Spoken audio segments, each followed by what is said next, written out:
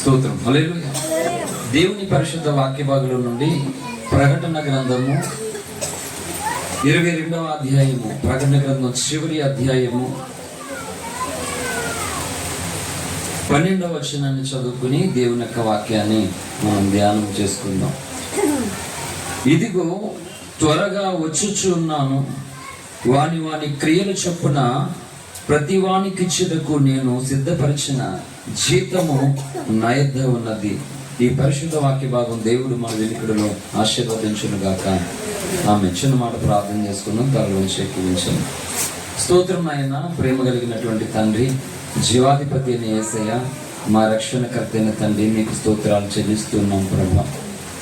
ఈ సాయంకాల వేళ తండ్రి, ఇగో నాయన మా ప్రియులు అత్తమ్మ వాళ్ళ కుటుంబంలో మీరు ఏర్పాటు చేసినటువంటి ఈ సువార్త గృహ కూడుకు కొరకే నీకు స్తోత్రాలు చెల్లిస్తున్నాం.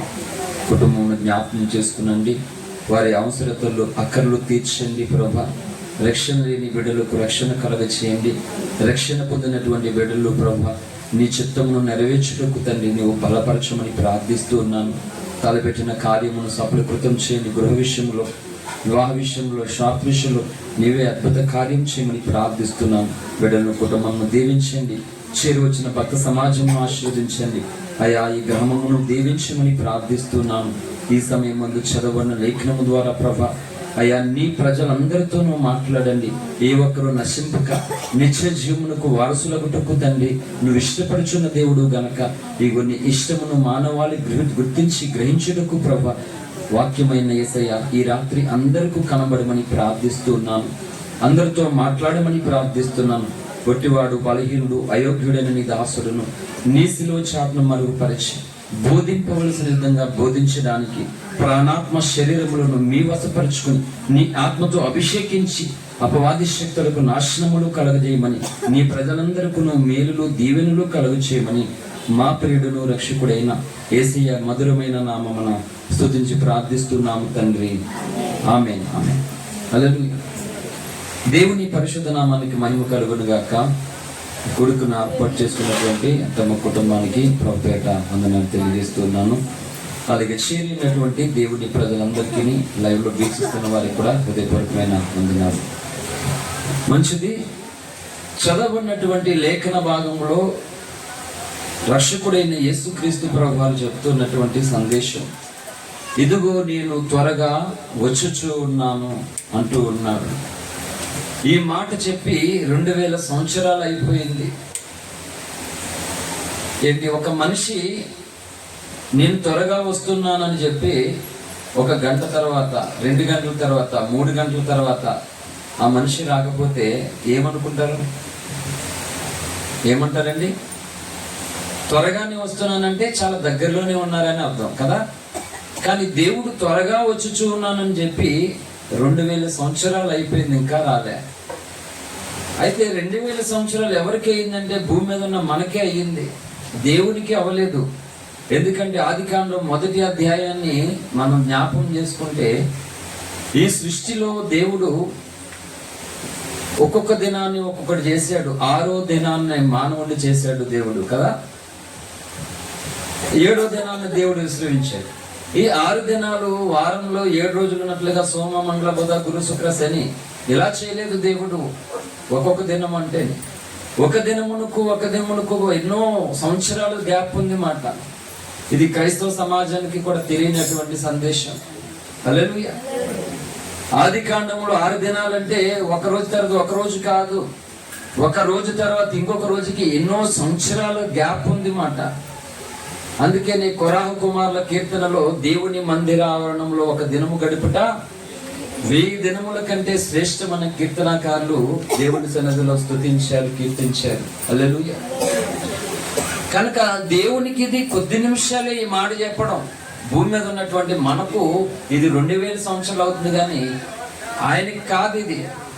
హల్లెలూయా. కనుక దేవుడు త్వరగా వస్తూ ఉన్నాడు అన్నాడు. ఎందుకు వస్తూ ఉన్నాడు దేవుడు? చాలా మంది అంటారు, ఎవరి కోసం వస్తున్నాడు అయ్యా? ఎందుకు దేవుడు రావడం ఈ భూమి మీదకి అంటే, మొదటిసారి దేవుడు వచ్చాడు. రెండోసారి ఎందుకు వస్తాడో తర్వాత చెప్తాను, కానీ మొదటిసారి దేవుడు భూమి మీదకి వచ్చాడు.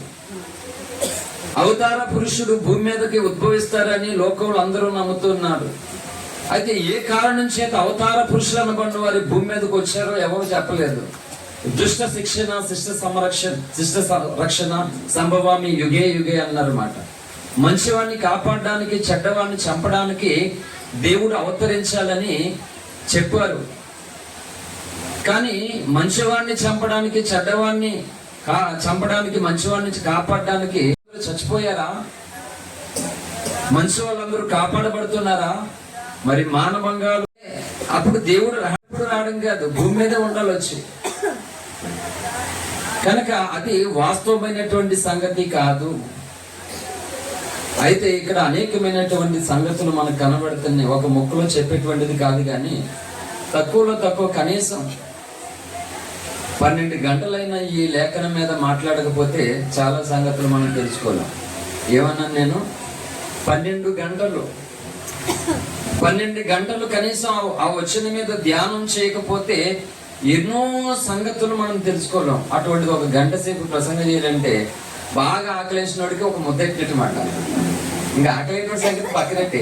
చాలా ఆకలేసిన త్వరగా భోజనం పెట్టాలని వచ్చినోడికి ఒక ముద్ద పెట్టాం, వాడికి ఆకలి తీరుతుందా? తీరదు. అలాగే సంఘం అనుకుంటుంది, బాబు ఇంతసేపు ఆ వాక్యం ఎంతసేపు అనుకుంటున్నారు, కానీ ఆకలి ఉన్నవాడికి ఒక ముద్దెట్టినట్టు మాట గంట ప్రసంగం అంటే. ఆ గంట ప్రసంగం చేసేవాడికే ప్రాణం పోతుంది మాట, ఈయనవాళ్ళకి ప్రాణం పోతుంది. ఇది ఈనాడు పరిస్థితి. అందుకే అనేకమైనటువంటి అసంఖ్యాకమైనటువంటి సంగతులు భూమి మీద మానవుడు తెలుసుకోలేకపోతూ ఉన్నాడు. ఆకాశంలో ఎన్నో నక్షత్రాలు ఉన్నాయి. ఆ నక్షత్రాలన్నీ పని పాట లేకుండా ఉన్నాయా? ఖగోళ శాస్త్రాన్ని ధ్యానం చేస్తే మానవ జీవితమే సరిపోదు, అన్ని సంగతులు ఉన్నాయి ఈ ఖగోళ శాస్త్రాన్ని గురించి. అయితే ప్రసంగ ప్రారంభంలో 2 ప్రశ్నలు కనబడుతూ ఉన్నాయి. ఒకటి ఏంటంటే, దేవుడు ఎందుకు వస్తాడో తర్వాత చెప్తాను, దేవుడు ఎందుకు రావాల్సిందో తర్వాత చెప్తాను, కానీ మొట్టమొదటగా మానవుడు భూమి మీదకు ఎలా వచ్చాడో మానవుడు తెలుసుకోవాలి, మానవ లోకము తెలుసుకోవాలి. అదేంటి ఎలా వచ్చాడంటే, అమ్మ కడుపులోనే కదా అంటారు అందరూ. చేయాలి అది ఎవరికి తెలియదు. అందరూ అమ్మ కడుపులోనే వస్తారు, ముక్కులోంచి రారు. వీళ్ళే చెప్పారు కొంతమంది అండి, తలలోంచి బ్రాహ్మణుడు వచ్చాడు, భుజాల్లోంచి క్షత్రియుడు వచ్చాడు, ఉదరంలోంచి వైశ్యుడు వచ్చాడు, కాళ్ళలోంచి శూద్రుడు వచ్చాడని వీళ్ళే చెప్పారు. వీళ్ళు ఎలాగైనా చెప్తారు, ముక్కుల్లోంచి వచ్చాడని చెప్తారు, సంకల్లోంచి వచ్చాడని చెప్తారు. సైనవాడు సంకల్లోంచి వచ్చాడు మాట వీళ్ళు లెక్కల ప్రకారంగా. నిగిరివాడేమో మోకాల్లోంచి వచ్చాడు, అందుకని అలాగే ఉంటాడు కదా. అంటే వీళ్ళు ఆధారాలు లేకుండా దాన్ని ఏ శాస్త్రము కూడా ఏకీవించకుండా ఒప్పుకోకపోయినా ఎలా వచ్చాడు వీళ్ళు ఇష్టమైనట్టు చెప్తారు. దానికి వివరణ అవసరం లేదు ఏంటి, దానికి చరిత్రలో సంగతులు కనబడవలసిన అవసరం లేకుండా ఒక మనిషి ఎలా వచ్చాడని చెప్పేస్తారు వీళ్ళు. అమ్మ కడుపులోంచి అందరూ వస్తారు. అసలు అమ్మ ఎలా వచ్చింది భూమి మీదకి, మొదటి మానవుడే ఎలా వచ్చాడు భూమి మీదకి, ఇంకా మానవ లోకాలకి తెలియలేదు. అది మొదటి సంగతి. మానవుడి భూమి మీదకి ఎలా వచ్చాడో తెలుసుకోవడం మొదటి సంగతి. రెండవది, మానవునికి మరణం ఎందుకు వస్తుందో. ఈ 2 సంగతులు 2 సంగతులను ప్రతి ధర్మములో ఉన్నటువంటి వ్యక్తులు కులానికి మతానికి అతీతంగా తెలుసుకోగలిగితే వాళ్ళకి రక్షకుడు దొరుకుతాడు. హల్లెలూయా. భూమి మీద ఉన్నటువంటి రక్షక భటులు అంటారు. రక్షకుడికి ఉన్నటువంటి పేరు అది. రక్షకుడు అయిన మానవ జాతిని అంతటిని రక్షించడానికి వచ్చాడు. నిజానికి ఇప్పుడు పోలీసులు అందరూ కూడా మనిషిని రక్షిస్తున్నారంటే ఎవరు అధికార పార్టీలో ఉంటే ఆడేం చెప్తే అదే చేస్తారు. మరి రక్షక భటులు అనే పదానికి అర్థమే అదేనా? మరి సక్రమంగా అవుతుందా? కానీ అసలైనటువంటి రక్షకుడు ఎవడంటే దేవుడు రక్షకుడు. దేని నుండి అంటే, ఇక్కడ దొంగతనానికి గురవకుండా, మానభంగాలకి గురవకుండా, అక్రమానికి అన్యాయానికి గురవకుండా కాపాడడానికి కాదు రక్షకుడు అనేది. అక్రమాలకి అన్యాయాలకి గురైపోతున్నా సరే ఇంకో భయంకరమైనటువంటి అగ్ని గంధకాలకి వెళ్లకుండా అక్కడ నుండి తప్పించడానికి సర్వ మానవాళికి రక్షకుడు అవసరమై ఉన్నాడు. హల్లెలూయా. కనుక నేను ఇంటర్మీడియట్ చదువుతున్నప్పుడు తాళరేవు హై స్కూల్ ఎదుర్కొంటే ఒక జ్యోతిష్కుడు ఉండేవాడు. ఆయన మిషన్ టైలర్, చాలా మందికి తెలుసు. అందరికి చూపులు చూస్తూ ఉండేవాడు చిన్నప్పటి నుంచి కూడా. నేను ఇంటర్ చదువుతున్నటువంటి సమయంలో మా అమ్మ వాళ్ళు ఈ స్టిచ్చింగ్ విషయంలో ఆ జాకెట్లు తీసుకురమని పంపిస్తే అప్పటికే దేవుడు నమ్మకున్న కొత్తగా ఎటకారం చేస్తున్నాడు, హేళన చేస్తున్నాడు. ఆయనతో పాటు ఒక మాస్టర్ గారు కూడా ఏలన చేస్తున్నారు క్రైస్తవులు గూర్చి. వీళ్ళు దేవుడు నమ్ముకుంటే ఈ బొట్టు గాజులు ఎందుకు చేస్తారు వీళ్ళు అని అవహేళన చేస్తున్నాను. అసలే నమ్ముకున్నది కొత్త, మామూలుగా ఉండేది కాదు. సింహం పక్కన ఉంటే ఎలా ఉంటుందో అలాగ ఉండేది. ఇప్పుడే నా పక్కన ఉండే వాళ్ళకి బీపీ షుగర్లు వస్తాయి. అప్పుడు ఎలా ఉంటది? ఇంకా అసలు కొత్తగా నమ్ముకున్నాడు, మామూలుగా ఉండేది కదా అసలు. సూర్యుడు ఇప్పుడు ఎక్కడో ఆకాశంలో ఉన్నాడు, పక్కనే ఉన్నట్టు ఉండేది నమ్ముకున్న కొత్తలు అనమాట. హల్లెలూయా. అప్పుడు తగ్గించడాలు, క్షమించడాలు, ప్రేమించడాలు ఉండేది కాదు. యోహాను ఎలా ఉండేవాడు అలాగ ఉండేవాడిని అప్పుడు నేను. హల్లెలూయా. ఇప్పుడు యోహాను కూడా కొంచెం అలా ఉండేది చెప్పాలి నేను కూడా. అందుకే స్త్రీ కడుపును పుట్టినటువంటి వారిలో యోహాను కంటే గొప్పవాడు పుట్టలేదంట. అంత పర్ఫెక్ట్ మాట యోహాను. తను తప్పు చేయడు, తప్పు చేసేవాడిని పక్కన పెట్టుకోడు, సహించడు. అలాంటి పర్ఫెక్ట్ యోహాను మాట. అయితే వీళ్ళిద్దరు కలిపి నన్ను ఆడుకున్నారు రోజు. మనిషి ఎలా వచ్చాడని చెప్తే కోతుల నుంచి వచ్చాడని చెప్పాడు ఆయన. ఆయన ఒక మాస్టర్ అయింది. సిగ్గులేదు నీకు అని చెప్పాను నేను. కోతుల నుంచి వచ్చాడంటే మానవుడు, మరి తోకేదని అడిగాను. ఈ రోజు కోతులకి కోతులు ఎందుకు వస్తున్నాయి? మరి మనుషుల నుంచి మనుషులు ఎందుకు వస్తున్నారు? ఏ జీవి నుంచి ఆ జీవి ఎందుకు వస్తుంది? కనుక ఏ చరిత్ర కూడా దాన్ని ఏకీవించడం లేదు. ఏకీవించలేకుండా బైబిల్ చెప్పినా, ఖురాన్ చెప్పినా, ఇంకొకటి చెప్పినా కూడా అది చరిత్ర ఆమోదించాలి. శాస్త్రాలు ఒప్పుకోవాలి దాన్ని. ఏం ఒప్పుకోకుండా ఎవరు ఏది చెప్తే అదే రైట్ అనుకోండి ఎట్లా? కనుక వాళ్ళకి గట్టిగానే ఇచ్చాను కోటింగ్, చెప్పాను దేవుడితో పెట్టుకోవద్దని. చెప్పినట్లుగానే జరిగింది. ఎన్నో రోజులు కూడా లేదు, ఏదో అనుకుంటున్నారు చాలా మంది. దేవుడు అన్నాడు, నేనే నా దాసుని నోటి మాటను రూఢిపరచువాడని చెప్పాడు దేవుడు. రూఢిపరుస్తాడు కొన్నిసార్లు. కొంతమంది మొత్తం లేరు, అడ్రస్ లేదు అసలు, తెలుసా? చెప్పాను జాగ్రత్త, నువ్వు ఎంతో మందితో ఆడుకోవచ్చు కాక. దేవుని కొరకు రోషం కలిగినటువంటి వ్యక్తులు నేను. జాగ్రత్త, దేవుని అవహేళన చేయకు, క్షమాపణ ఎడుకో దేవుణ్ణి. కనబడలేకపోతే జాగ్రత్త అన్న. కనబడలేదు అసలు. హల్లెలూయా. ఎందుకు ప్రేమించడం, ఎందుకు క్షమించడం అంటే దేవుడు ఎందుకొరకైతే వచ్చాడో ఆ ఉద్దేశం మానవాళ్ళందరికీ అర్థం కావడం కొరకు, మానవుల విషయమును తెలుసుకోవడం కొరకు ఈ ప్రేమించడాలు, ఈ క్షమించడాలు, ఈ నిందల పాలవడం, అవమానాలు పాలవడం, తగ్గించుకోవడం, ఓర్చుకోవడం అంతా ఆయన ఉద్దేశాన్ని ఇతరులకు ఎక్స్ప్లెయిన్ చేయడం, ప్రజెంట్ చేయడం కొరకు మాట. హల్లెలూయా. సో మానవుడి భూమి మీదకి ఎలా వచ్చాడు అనే సంగతి ఇంకా మానవుడు తెలుసుకోకుండానే మా మతం గొప్పది, మా మతం గొప్పది అని బయలుదేరారు. మానవుడికి మరణం ఎందుకు వచ్చిందో తెలుసుకోకుండానే ఇంకో లోకం కోసం మాట్లాడుతూ ఉన్నారు. ఎప్పుడు తెలుసుకుంటారు అలాగా? అందుకని భగవంతుడు మానవ రూపములో మొదటిసారి మరియ గర్భమున ఆత్మరూపైనటువంటి దేవుడు శరీరమును ధరించుకుని ఈ భూమి మీదకు రావాల్సి వచ్చి ఉన్నది. హల్లెలూయా.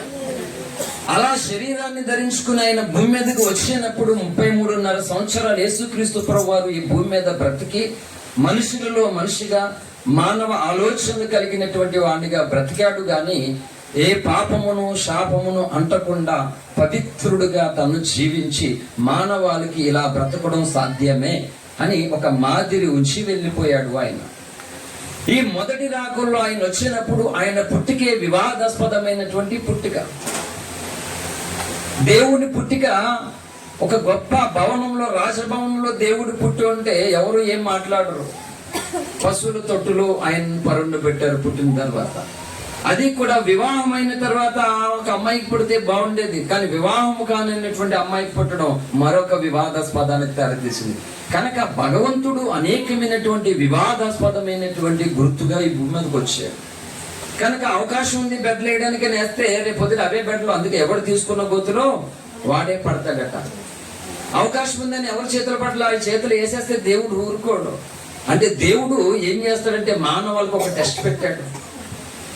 మానవుని అందరి హృదయాలలోనూ కూడా కులానికి మతానికి అతీతంగా మనస్సాక్షి అనేది పెట్టాను. ఈ మనస్సాక్షి ప్రతి వ్యక్తిని కూడా తప్పు చేస్తున్నప్పుడు గద్దిస్తుంది. ఇంట్లో వాళ్ళు ఇంకొకరు కాదు, నీ మనస్సాక్షి నిన్ను గద్దిస్తుంది. ఒక రకంగా కనబడినటువంటి దేవుడే మనస్సాక్షి ఉన్నాడు మాట మానవుని హృదయములో. ఈ మనస్సాక్షిని గద్దిస్తారు వాళ్ళు. మనస్సాక్షిని చంపేసుకుని మనస్సాక్షికి వ్యతిరేకంగా వాళ్ళు పనులు చేస్తారన్నమాట. వాత వేయబడిన మనస్సాక్షి అని చెప్పింది పరిశుద్ధ గ్రంథం వారిని.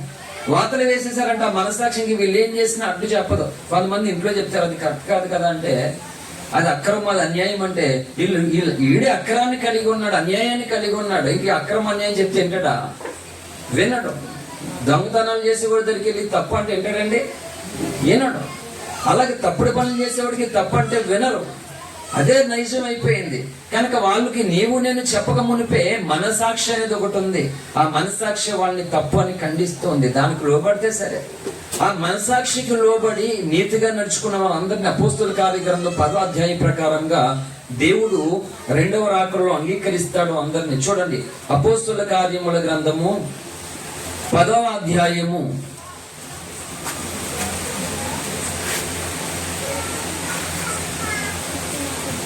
35వ వచనం 34 నుండి చదువుదాం.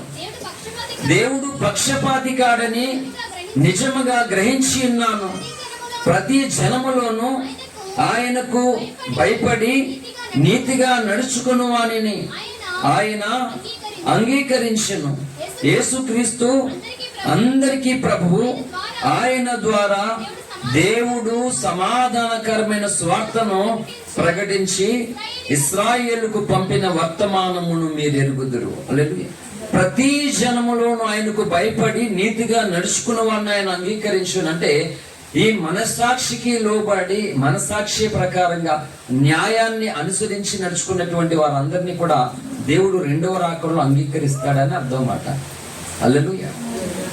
అయితే ఈ మరియ గర్భమున ఇటువంటి వివాదాస్పదమైన రీతిగా మొదటిసారి వచ్చినప్పుడు ఆయన పుట్టుకను విమర్శించారు, ఆయన తల్లిని విమర్శించారు. టోటల్ గా ఎన్నో రకాలుగా అయినటువంటి ఎవరిని విమర్శించని రీతిగా, ఎవరిని ద్వేషించని రీతిగా, ఎవరిని తృణీకరింపని రీతిగా ఈ సృష్టిలో ఈ భూమి మీద ఒక్క యేసు ప్రభువారిని తప్ప అంతగా ద్వేషింపబడిన వారు, విమర్శించబడిన వారు ఎవరూ లేరు. అసలు ఎవరూ లేరు.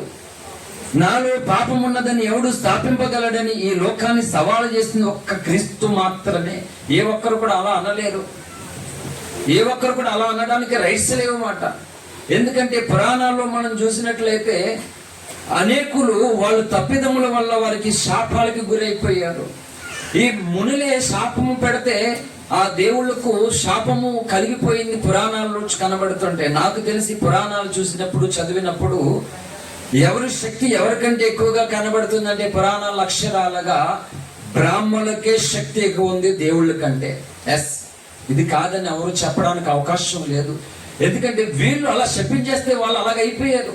పురాణాలన్నిట్లోనే అలాగే ఉంది. ఇదేంటి చదువుతున్నప్పుడు అంటే ఈ మహర్షే వాళ్ళకంటే ఎక్కువ, ఈ దేవుడి కంటే దేవతల కంటే మహర్షి శక్తి ఎక్కువ. మహర్షి చెప్పిస్తే వాళ్ళకి ఆ శాపం తగలడు వేటని ఆ కథలు విన్నప్పుడు, చదువుతున్నప్పుడు థియేటర్ బాబా అర్థం కానటువంటి పరిస్థితి మాట. అంటే వాళ్ళు అలా పెట్టుకున్నారు అక్కడ. కానీ ఇక్కడ అలా కాదు.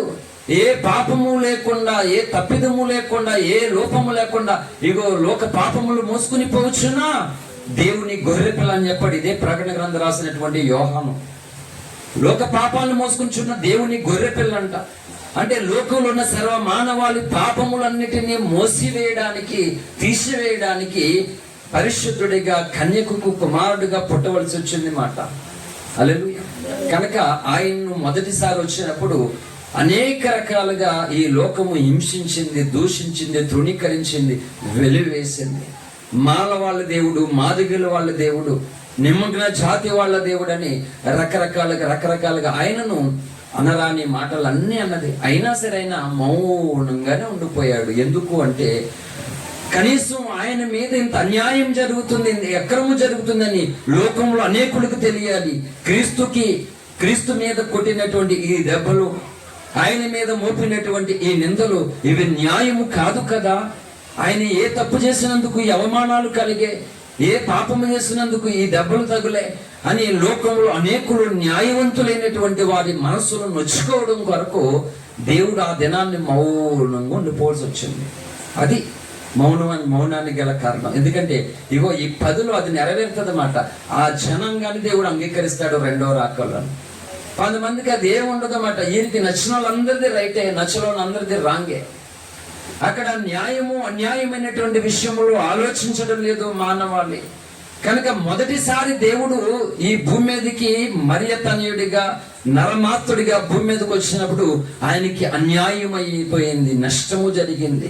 ఆయన మోసపోయాడు, తృణీకరింపబడ్డాడు, ద్వేషింపబడ్డాడు. అలాగా ఆయన మరణించాడు, తిరిగి లేచాడు. 40 దినాలుండి మళ్ళా ఆరోహణం అయిపోయాడు, వెళ్ళిపోయాడు. అక్కడి నుంచి వచ్చాడు అక్కడికి. అలా వెళ్ళిపోయినటువంటి దేవుడు చెప్తున్నటువంటి మాట ఇప్పుడు మన మూలవాక్యం కనుక అన్ని గంటలు ఏం చెప్పను కానీ త్వరగా నేను ముగిస్తాను. ఇదిగో నేను త్వరగా వచ్చుచూ ఉన్నానని మొదటిసారి 33.5 సంవత్సరాలు జీవించి తండ్రిని గూర్చి, మారు మనసు గూర్చి, పాప క్షమాపణను గూర్చి, మానవాడు తోటి వారితో ఎలా బ్రతకాలో, ఎలా జీవించాలో, ఎలా కలిసి ఉండాలో ఎన్నో నియమాలు దేవుడి భూమి మీద మానవాళికి నేర్పించి ఆయన వెళ్ళిపోయాడు. ఇప్పుడు రాబోతూ ఉన్నాడు రెండోసారి. కనుక దేవుడు వస్తే ఎవరికి లాభం, దేవుడు వస్తే ఎవరికి నష్టం అంటే కొంతమంది అనుకుంటున్నారు క్రైస్తవుల కొరకు వస్తే మాకేంటి అనుకుంటున్నారు, ఎవరి కోసం వస్తే మాకేంటి అనుకున్నారు. లేదు, ఈ లోకములో సకల మానవాళ్ళంతటి కొరకు దేవుడు వస్తూ ఉన్నాడు. అందుకే ఆయనకు ముందుగా ఈ మొదటి రాకడను వివాదాస్పదముగా దేవుడు ఈ చరిత్రలో అందరికీ తేట తెల్లగా కనబడేట్లుగా చేశాడు మాట. ఇప్పుడు అంశాలు అడిగిపట్టిన శ్రద్ధగా విందాం. ఇప్పుడు ఎండాకాలంలో ఎండలు ఎలా ఉన్నాయండి? ప్రస్తుతం ఎస్తేరాకు ఎలా ఉన్నాయి? చాలా చల్లగా ఉన్నాయి కదా. వేడి నీళ్ళు బాగా మరక కాసుకుని డీప్ ఫ్రై చేసుకోవాలని పెడుతుంది. అవునా? అవసరంలే, సూర్యుడే పక్కన కూర్చున్నట్టు ఉంది వచ్చి. ఇంక పొయ్యి వెలిగించి అక్కర్లేదు. ఏమన్నా గుడ్లో ఉంటే కొద్దిసేపు అలా వాకట్లో పెడితే చాలు. అది ఆమ్లెట్ కావాలని ఆమ్లెట్ అయిపోద్ది, లేకపోతే బాయిల్ ఎగ్ అయిపోవాలని అలా ఏ ఎగ్ అయినా అయిపోతుంది. తీసుకొచ్చి కోడెట్టు గుడి తెచ్చి వాకట్లో పెడితే చాలు, కావాల్సిన సేపులు వచ్చేది. అది అంత దగ్గరికి వచ్చేది సూర్యుడు. అంటే ఇప్పుడు కాస్తున్న ఈ ఎండాకాలము ఎవరికో, హైందవులకా, ముస్లిములకా, క్రైస్తవులకా, లేకపోతే నాస్తికుడికా, లేకపోతే మాలోలుకా, మాదుగోలుకా, కాపులకా, అగ్నికుల శక్తులకా, రాజులకా, బ్రాహ్మణులకా? అదేంటన్నా అలా అంటున్నాం? ఎండాకాలం అందరికీ కదా, అందరికీ కదా. ఎండాకాలం అందరికీ, వానాకాలం అందరికీ, శీతాకాలం కూడా అందరికీ. అలాగే దేవుడు భూమి మీదకి రెండోసారి రాబోతున్నది కూడా అందరి కొరకు రాబోతూ ఉన్నాడు. కనుక ఈ దేవునికి వీళ్ళు అన్నారు కులానికి, మతానికి అని ముడిపెట్టి పక్కన పెట్టేశారు. మాకు కాదు, మాకు కాదు అని. గాలికి ఏ కులం, ఎండకి ఏ కులం, నిప్పుకి ఏ కులం చెప్పగలమా? పంచిపోతాలను ఎక్స్ప్లెయిన్ చేస్తాను ఒక నిమిషం. ఏంటి? గాలి, నీరు, నింగి, భూమి, తర్వాత నిప్పు. మొదట ఆకాశం ఉంది, కింద భూమి ఉంది, మధ్యలో గాలి ఉంది, ఆ భూమి కింద నీరు ఉంది, తర్వాత నిప్పు ఉంది. ఇవన్నీ పంచభూతాలంట. అయితే ఈ పంచభూతాలన్నిటినీ కూడా ఈ ఈశాన్య ఇది ఈ అగ్ని మూలని ఈ మూలన అది ఆ పొయ్యి వెలిగించాలి. పొరపాటు ఆ పొయ్య ఈ మూలను ఎట్టుకుంటే కొంపలు మూలిపోతాయి. మరి సిటీలు ఎట్టుకోవడానికి మూలే లేదాడికి, ఏ మూలను ఎట్టుకుంటాడు? మనకి స్థలాలు ఎక్కువైపోయి ఆ మూలన అది ఎట్టుకూడదు, ఈ మూలని ఇది ఎట్టుకుంటాడంట. అక్కడికి వెళ్తే ఆడు కూడా ఈడు కూడా ఒకటైపోద్ది. ఇక్కడ గోడ నీడ తగిలేస్తుందండి, ఆడు కూడా వీళ్ళు కూడా అన్నాయి. ఇక్కడ ఇది పరిస్థితి. ఇలా ఎంతకాలం మూఢనమ్మకాలతో బ్రతికేసేది? ఎంతకాలం బ్రతికేసేది? ఇలాగా తాతలు బ్రతికారు, అలాగా తండ్రులు బ్రతికారు, అలాగా ఇప్పుడు కూడా అలాగే బ్రతకాలా? ఒక ఆయన వచ్చి బాబు తాత ముత్తాతలది కాకుండా మధ్యలో వచ్చిన వాడు నీకు ఎక్కువ అన్నాడు. ఒక ఆయన వచ్చి, మరి తాత ఎలా ఉండేవాడు? తాతకి జీన్ ప్యాంట్ తెలుసా అన్నాను నేను. రాయల్ ఎన్ఫీల్డ్ బండి తెలుసా తాతకి? టచ్ ఫోన్ తెలుసా? తాతకి తెలిసింది గోచి. మరి తాత సాంప్రదాయాన్ని నిజంగా పాటించే వ్యక్తివైతే గోచి పెట్టుకోవాలి నువ్వు. అంటే నువ్వు తాతను అవమానిస్తున్నావు కదా. అంటే తాత పేరు చెప్పుకుని తాతను అవమానిస్తున్నట్టు కాదు ఇది. అంటే ధర్మంలోకి వచ్చేసరికి తాత కావాలంట, ఫ్యాంట్ వేసుకునేసరికి తాత అవసరం లేదట. మరి గోచి పెట్టుకోమని చెప్పాను నేను ఒక ఆయనకి. పెట్టుకో బాబు, నువ్వు తాతను ఫాలో అవుతే ఎందుకు వద్దన్నాను నేను? పెట్టుకో.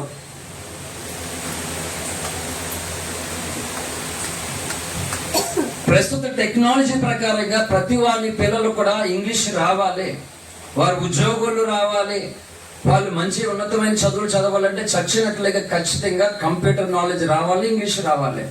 మరి తాతకి కంప్యూటర్ తెలియదు, ఇంగ్లీష్ రాదు. మరి తాత ధర్మాన్ని ఆలోచిస్తే మరి నువ్వు కూర్చో వెళ్ళి అక్కడికి వెళ్ళి తెల్లారు లేస్తే తెల్లోని తిట్టడమే. తెల్లోడి లేకపోతే బతకలేము.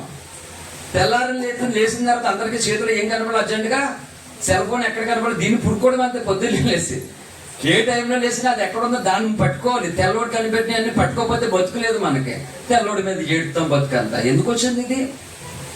కనుక మనిషికి కనిపెట్టింది మనిషికి అవసరం అనుకోవాలి. కానీ తాత దాకా వెళ్తే ఇక్కడ దాకా వెళ్ళాలి, తాత గోషి దాకా వెళ్ళవలసి వస్తుంది. మరి అలా ఉంటుంది. మరి తాతని కదిపితే అలాగే ఉంటుంది, నన్ను కదిపితే అలాగే ఉంటుంది. హల్లెలూయా. కనుక ఈ పంచభూతాలు దేవుడు కాడు, కానీ ఈ పంచభూతాలలో గాలి ఎలాగైతే ఉందో అన్ని స్థలాలలో, అన్ని ప్రాంతాలలో, అన్ని మతాల వాళ్ళకి, అన్ని కులాల వారికి ఈ గాలి అవసరము. ఫర్ ఎగ్జాంపుల్, ఈ ఆకాశాన్ని భూమిని పక్కన పెడతాం. ఆహారము ఏంటి? భోజనము అని చెప్తుంది వేదం, చెప్తుంది అన్నమై ప్రజాపతి అని. అన్నమే పరబ్రహ్మ స్వరూపం అని చెప్పింది పురాణం చెప్పింది. అంటే భగవంతుడే అన్నము వంటి వాడట, అంటే ఆహారమైన వాడని అర్థం అన్నమాట. ఇంట్లో చీడిపోయిన అన్నం కాదు భగవంతుడు అంటే. అంటే భగవంతుడు కూడా చీడిపోయాడా? నీ అన్నం చీడిపోయిందని భగవంతుడు చీడిపోయినట్ట కాదు. అంటే ఈ ఆకలి, ఈ ఆహారం తింటే మన కడుపు నిండినట్లుగా మానవాళికి ఆహారమైన వాడు భగవంతుడు మాట.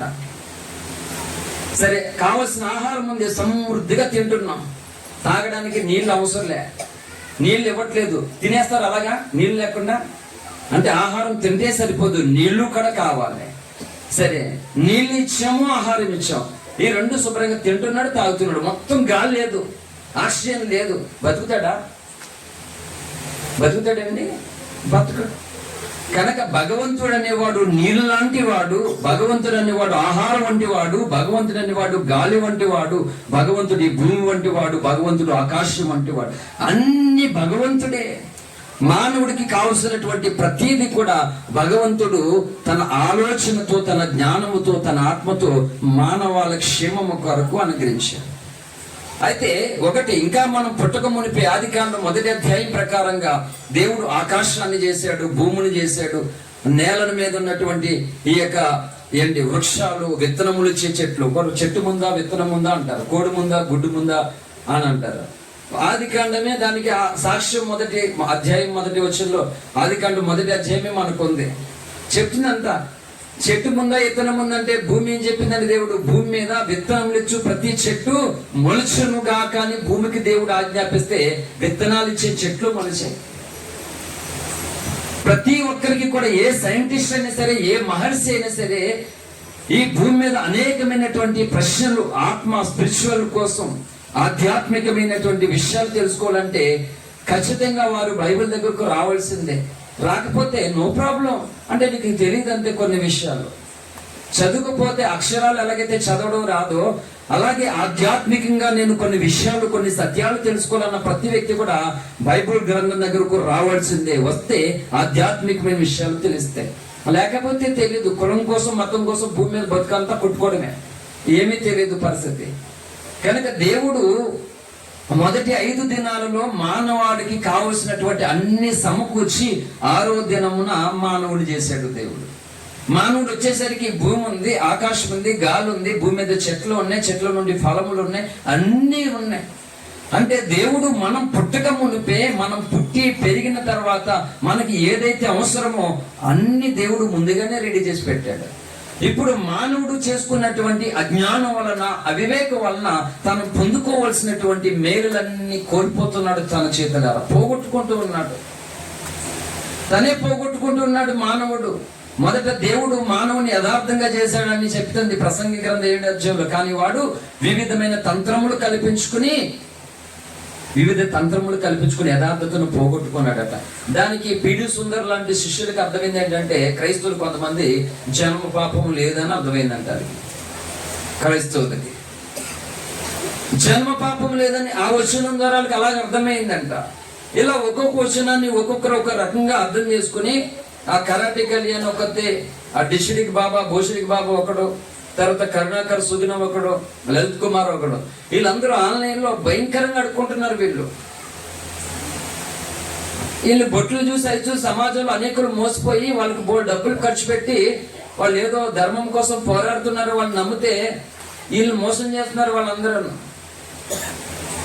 అర్థం కావట్లేదు జనాలకి, వాళ్ళు చేస్తున్నటువంటి పని ఏంటో అర్థం కావట్లేదు. కనుక వాళ్ళని సపోర్ట్ చేసి వీళ్ళు అనేకమైనటువంటి మంచి మనసులను, మంచి బంధాలను దూరం చేసుకుంటున్నారు, పోగొట్టుకుంటున్నారు. కనుక పంచభూతాలను దేవుడిచ్చాడు మానవునికి.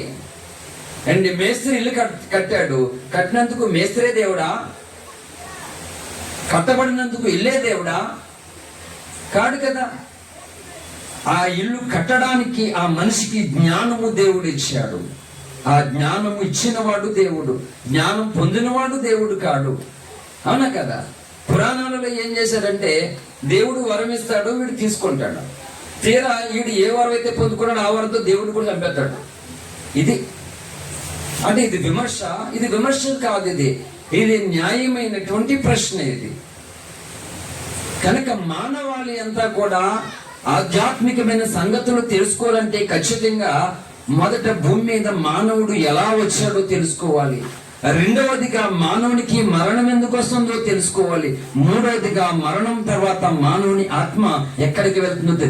ఈ మూడు ముక్కలు మానవుడి కనుక తెలుసుకుంటే, తన బ్రతుకులు ఆలోచిస్తే, జ్ఞానం చేసుకుంటే, ఈ భూమి మీద దేని కొరకు మానవుడు బ్రతకడో, ప్రయాసపడో, ఎన్ని అవమానాలైనా పొందడానికి, ఎన్ని నిందలైనా వేయించుకోవడానికి, ఎన్ని ఇబ్బందులైనా పడడానికి కారణం ఏంటంటే, ఈ మూడు ముక్కలు అర్థమైనటువంటి వాడే ఆ భగవంతుని ఒక ఉద్దేశమును, చిత్తమును నెరవేర్చడానికి భూమి మీద బ్రతుకుతాడు. చాలా మంది అనుకుంటున్నారు క్రైస్తవులందరూ ఆయన కొరకు బ్రతుకుతున్నారంటే. ఈ భూమి మీద 100% మంది క్రైస్తవులు కేవలం చర్చికి వెళ్ళి ఇంటికి వచ్చే క్రైస్తవులు మాత్రమే. దీనిని దేవుడే యాక్సెప్ట్ చేస్తూ ఉన్నాడు. కేవలం ఇంటి నుండి చర్చికి వెళ్ళి, చర్చి నుండి ఇంటికి వెళ్ళడానికి మాత్రమే 90% మంది క్రైస్తవులు ఉన్నారు ఈ భూమి మీద. ఆ 90% మంది క్రైస్తవుల్ని దేవుడు మెచ్చుకోడు. ఎందుకంటే ఇన్ని అవమానాలు పొంది, ఇన్ని నిందలు పొంది, మరణించి తిరిగి లేచి మళ్ళా రెండవసారి రాబోతున్నటువంటి సత్యాన్ని నీకు చెప్పినందుకు ఈ 90% మందిలో నువ్వు బ్రతకడానికి కాదు. కొంతమంది మంచి క్రైస్తవులుగా అంటే బ్రతకడానికి ఇష్టపడతారు. ఎందుకు? మంచి క్రైస్తవుడు ఏముంది ఇందులో? ఎప్పుడైతే నువ్వు క్రైస్తవుడు అయ్యావో, క్రైస్తవురాలు అయ్యావో, ఈ సమాజానికి నువ్వు నచ్చవిక.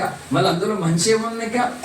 నచ్చవు, ఇంట్లో వాళ్ళకే నచ్చవు. నువ్వు ఎప్పుడైతే క్రైస్తవుడు అయ్యావో, ఏం తప్పు చేసావో, ఎప్పుడు నచ్చుతావు అంటే ఏమీ లేకుండా, భక్తి ఏమీ లేకుండా, నువ్వు తాగేసి తిరిగేసి రకరకాల ఇబ్బందులు పడి ఇంటికి రాకుండా అప్పులు పాలైపోయి తిప్పలు పడి ఏం చేసుకున్నా పర్లేదు, అప్పుడు నచ్చుతావు బానే. అటువంటి పనులు ఏమీ పెట్టుకోకుండా, ఇంట్లో వాళ్ళకి ఎవరికి ఇబ్బంది పడకుండా, నష్టం చేయకుండా, మోసం చేయకుండా, వాళ్ళని ఏడిపించకుండా, ఎప్పుడైతే నువ్వు ఒక భక్తిని ఎంచుకొని బ్రతుకుని మంచిగా బ్రతకడానికి పూనుకుంటావో అప్పుడు నచ్చు నువ్వు అందరికి. ఏంటి నువ్వు దిగిపోయావా? ఎందులోకి? దుకాణం, సారా దుకాణంలోకి దిగిపోయింది. ఆ సారా దుకాణానికి వెళ్ళినప్పుడు ఏమా నువ్వు? అయ్యి బాబు, అసలు తాగిన దగ్గరికి వెళ్తే ఊరు కూడా అసలు అని తన్నేస్తాడు. తాగిన దగ్గరికి వెళ్తే ఊరు కూడా తన్నేస్తాడు నిన్ను. ఇప్పుడు మానేశాడు కాబట్టి నువ్వు ఊరుకో, అంతే కదా. మానేశాడు కాబట్టి నువ్వు ఊరుకుంటావు. ఇప్పుడు నువ్వు ఊరుకోవు, అది సంగతి ఈరోజు. కనుక జనాలు ఆలోచించుకోవాలి, ఏం జరుగుతుందో ప్రజలు ఆలోచించుకోవాలి. చెప్పాను కదా మొన్న కూడా, ఇదే ఊర్లో పుట్టాను, ఇదే ఊర్లో పెరిగాను. ఇదే దేవుడి కనుక నమ్ముకోకపోతే బూడిద గుమ్మాలకాయలు ఇంటికాడ ఎలాడే కదా. కొంతమంది తలకాయలు ఎలాడే, కొన్ని వందల తలకాయలు. నక్షత్రం వెళ్దాం అనుకున్నాను ఇక్కడి నుంచి. ఎందుకు? పొలంలో కలుపు తీయడానిక కాదు, ఇంట్లో కలుపు తీయడానికి. ఇంట్లో కలుపు తీయడానికి నక్సలైట్ అవుదాం అనుకున్నాను. మరి ఎందుకు అవ్వలేదు ఇప్పుడు అంటే, ఆ మనసున్న దేవుడు, ప్రేమ కలిగినటువంటి దేవుడు మనిషిని ప్రేమించమని చెప్పాడు. కనుక ఎవరిని చంపడం ఇష్టం లే. బైబిల్లో కనుక అటువంటి మాటలు లేకపోతే, మిగిలిన వాళ్ళకి చేయకపోతే రేటి చేతురు. కానీ దేవుడు ఒప్పుకోడు అలాగా. హల్లెలూయా. ఎందుకంటే నిన్ను వలే నీ పొరుగు వాడిని ప్రేమించు అని చెప్పాడు దేవుడు. ప్రేమించమన్నాడు. నిన్ను వలె నీ పొరుగు వాడిని ప్రేమించమన్నప్పుడు నీ కుటుంబాన్ని ప్రేమించమని చెప్పలేదా దేవుడు?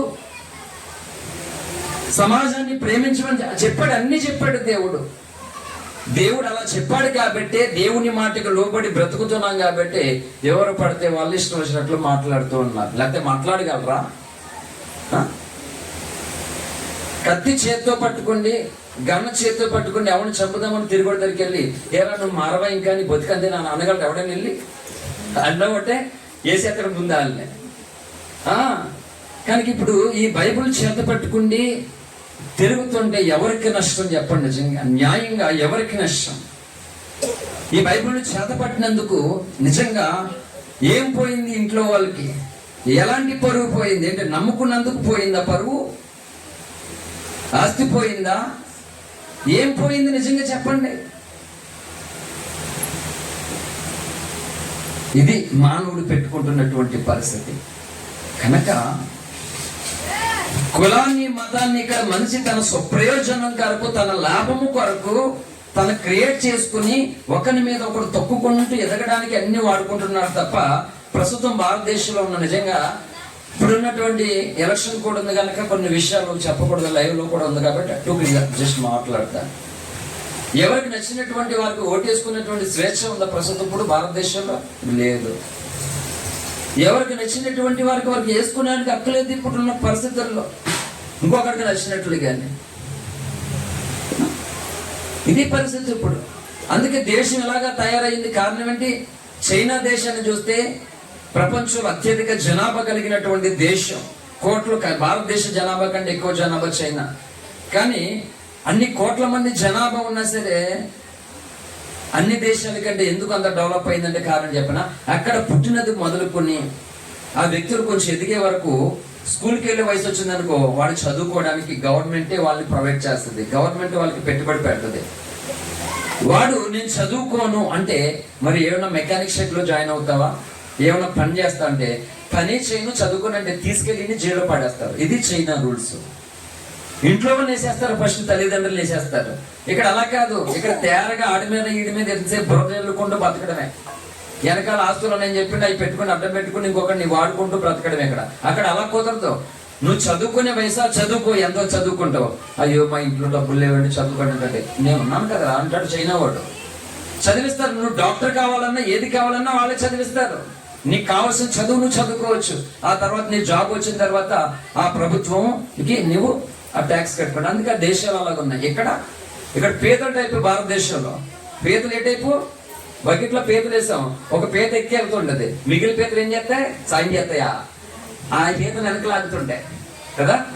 ఈ భారతదేశంలో పరిస్థితి ఏంటంటే ఒకడు ఎదుగుతున్నారనుకో వాడిని వెనకలాగాడు అన్నమాట. ఒక మంచి మార్గాన్ని చేపట్టాడు అంటే, ఒకడు మంచి వ్యాపారం చేపట్టాడు, ఒకడు మంచిగా బ్రతుకుతుంటే ఆడి మీద ఎలా బ్రోజల్లాలో ఎలా ఏడిపించాలో. మన ఈ మధ్య ఒక ఆయన అమ్మ అనేటువంటి ఒక పేరు మీద, ఒక కొటేషన్ మీద ఒక మెటాడోర్ వ్యాన్ తో రోజు భోజనాలు పెడుతున్నారు సమాజంలో అందరు ఫ్రీగా. వాళ్ళ ఆవిడ ఇంటి దగ్గర వండుతుంది, ఈయన తెచ్చుకుని చాలా మందికి మంచి భోజనం పెడుతున్నాడు. ఆ మంచి భోజనం పెడుతున్నందుకు వాళ్ళ ఇంటర్వ్యూ ఛానల్ కూడా ఎందుకు పెడుతున్నా ఈ భోజనం, దేని కొరకు, ఎన్ని ప్రశ్నల్లో పెడుతున్నామని ఆయన ఒకటే చెప్పాడు. నేను కోటీశ్వరుని కాదు, నాకు ఇంచుమించు ఒక 50,000 వస్తుంది నా సంపాదన. 25,000 అందులో నేను భేదవాడిని, నేను లో క్లాస్ లోంచి నేను పుట్టాను. నేను కూడా రోడ్డు మీద ఎవరైనా భోజనం పెడితే తిందామని చూసి అలాంటి భోజనాలు చేసిన వ్యక్తిని. ఈ రోజు ఆ భగవంతుని వల్ల నేను బాగానే ఉన్నాను, నాకు ఇన్ని వస్తుంది. కాబట్టి అందులో సగం జీతము నేను బీదల కొరకు భోజనం వండాలని నా భార్య నేను నిర్మించుకుని మేమే సొంతంగా తయారు చేసి ఎవరిని కూడా డొనేషన్ అడగకుండా రోజు భోజనం ఆవిడ తెల్లారుజాన్ని అన్ని వండుతుంది, వ్యాన్లో ఎక్కించుకున్నాం. ఈ భోజనం అందరికీ దగ్గరుండి నేనే వండించి వస్తున్నాం. ఏ పార్టీ కొరకు కాదు, ఏ లాభం కొరకు కాదు. నేను ఒకప్పుడు అలా బతికేటోడిని కాబట్టి నేను అలా కొందరు సాయం చేయాలనుకున్నాను అంతే. ఇది దేనికి కాదు అని చెప్పాడు. మంచి చేయనివారు సమాజంలో మంచి చేయడానికి సపోర్ట్ చేయరు. మంచివాడిని ఎన్ని ప్రశ్నలు అడుగుతారో, చెడ్డవాడిని మాత్రం అడుగుతారా? అడగరు. మంచి చేయడానికి పడుకుంటే ప్రతి ఒక్కరు కూడా వాళ్ళకి అడ్డుగా ఆటంకంగా తగులుతూనే ఉన్నారు. కనుక ఈ రోజు భూమి మీద రకరకాల పతనమైపోతుంది స్థితి మానవాళి. మనిషిని మనిషిగా చూడడం లేదు, మృగం కంటే నీచంగా దారుణంగా చూస్తున్నారు మనిషిని. ఇటువంటి సమాజానికి దేవుడు అక్కడే లేకుండా ఇక్కడికి వచ్చి భూమి మీదకి మొదటి రాకడలో మరియతనేమోనా వీళ్ళెవరంటున్నా మరియమ్మని పెళ్లి కాకుండా పుట్టారని అంటున్నారు కదా. యేసుప్రభు ప్రసూల్ పాకులో పుట్టారని కదా. అలాగొచ్చిన ఆయన ఈ భూమి మీద సాటి మనిషిని ఎలా ప్రేమించాలో, ఎలా గౌరవించాలో, ఎలా సహాయం చేయాలో అన్ని నేర్పించాడు దేవుడు. ఈ భూమి మీద భారతదేశంలో పుట్టినటువంటి ఎంతో మంది మహానుభావులు, మహర్షులు ఆయన ఆలోచనలను, ఆయన ఆశయాలను కలిగి ఉండి అదే మనసును ఇంతకీ లోకంలో ఇంకా పాటిస్తున్న చాలా మంది ఉన్నారు. వారు క్రిస్టియన్స్ కాకపోయినా సరే ఆయన ఆలోచన కలిగి లోకంలో చాలా మంది చేస్తున్న వారే ఉన్నారు. కనుక దగ్గరే ఉండి సహోదరులను, సాటి మనుషులను ఎలా ప్రేమించాలో, ఎలా గౌరవించాలో, మనం మనుషులను కనుక ఒకరినొకరు క్షమించుకోవాలి, ఒకరొకరు సహాయం చేసుకోవాలి, అన్ని భగవంతుడి భూమి మీదకి వచ్చి అన్ని నేర్పించి ఎన్నో విషయాలు చెప్పాడు మానవాళికి. మానవుడు పాపంలో పుట్టాడు, పాపంలో పెరిగాడు కనుక అదే పాపంలో మానవుడు మరణిస్తే రెండవ మరణం అని అగ్నిగుండం అనేది ఒకటి ఉంది. అక్కడ నుండి మీరు తప్పించుకోలేరు, అది మీరు భరించలేరు. కనుక అదే చెప్తున్నాను, ఈ ఎండాకాలం ఎప్పుడు వెళ్ళిపోతుందిరా బాబా అని మొన్న అడుగుతున్నారు. ఇంకా ఈ ఎండాకాలం ఎన్ని రోజులు అడుగుతున్నాను నన్ను. అప్పుడే ఎక్కడ వచ్చింది ఎండాకాలం, ఇంకా రాలేదని చెప్పాను నేను. మీకు అర్థమవుతుందా? ఎండాకాలం ఇంకా ఎన్ని రోజులు వెళ్ళిపోవడానికి అంటున్నారు. ఏంటి వెళ్ళిపోవడం, ఇంకా ఎండాకాలం రాలేదని చెప్పాను నేను. అవునా, ఎండాకాలం రాకుండానే ఎంత ఉందా? అవును, మరి అసలైన ఎండాకాలం ఎప్పుడుంది చెప్పండి. మరి రావాలి కదా, అది రావాలి, అప్పుడు అమ్మాయి లెక్కెట్టుకోవాలి. కనుక ఇప్పుడు తోట పెళ్లి కొడుకులాగమాట అసలైన పెళ్లి కొడుకు వచ్చాక పెళ్ళి అవుతుంది. తోట పెళ్లి కొడుకు అదే పెళ్లి కాదు.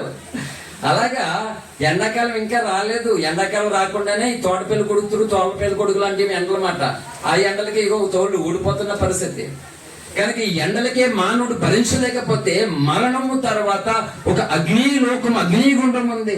ఆ అగ్ని గంధకంలో నుండి, అగ్నిలోకం నుండి ఏ మానవుడు ఎన్నడూ ఎప్పుడు కూడా తప్పించుకోలేడు. కాబట్టి మొదటిసారి మరియ తనయుడిగా యేసుక్రీస్తు ప్రభు వివాదాస్పదమైన వృత్తిగా, మానవాళ్ళ దేవుడిగా, మాదిగ వాళ్ళ దేవుడిగా, నిమ్న ఛాతి వాళ్ళ దేవుడిగా అందరి చేత తృణీకరింపబడి వెలివేయబడి ఎంతో కష్టాలు నష్టాలు పాలైనటువంటి వాడిగా ఈ భూమి మీద మౌనంగా ఎందుకు ఉండిపోయాడు అంటే ఇది అన్యాయము కదా అని ఎంతమంది ఆలోచిస్తారు అని.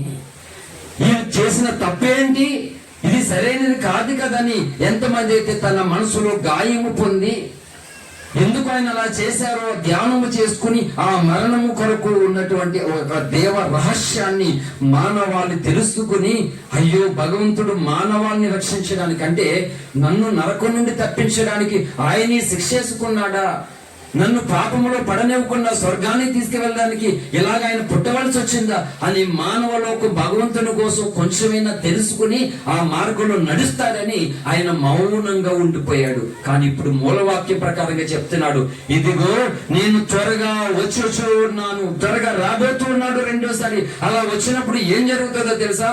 ఒక మాట చూడండి పరిశుద్ధ గ్రంథంలో, 1 కొరింథీ పత్రిక 6వ అధ్యాయము 9వ వచనంలో ఇలాగ రాయబడి ఉంది. చదవండి త్వరగా. 1 కొరింథీ 6:9. అన్యాయస్తులు దేవుని రాజ్యమునకు వారసులు కానేరని మీకు తెలియదా? మోసపోకుడి.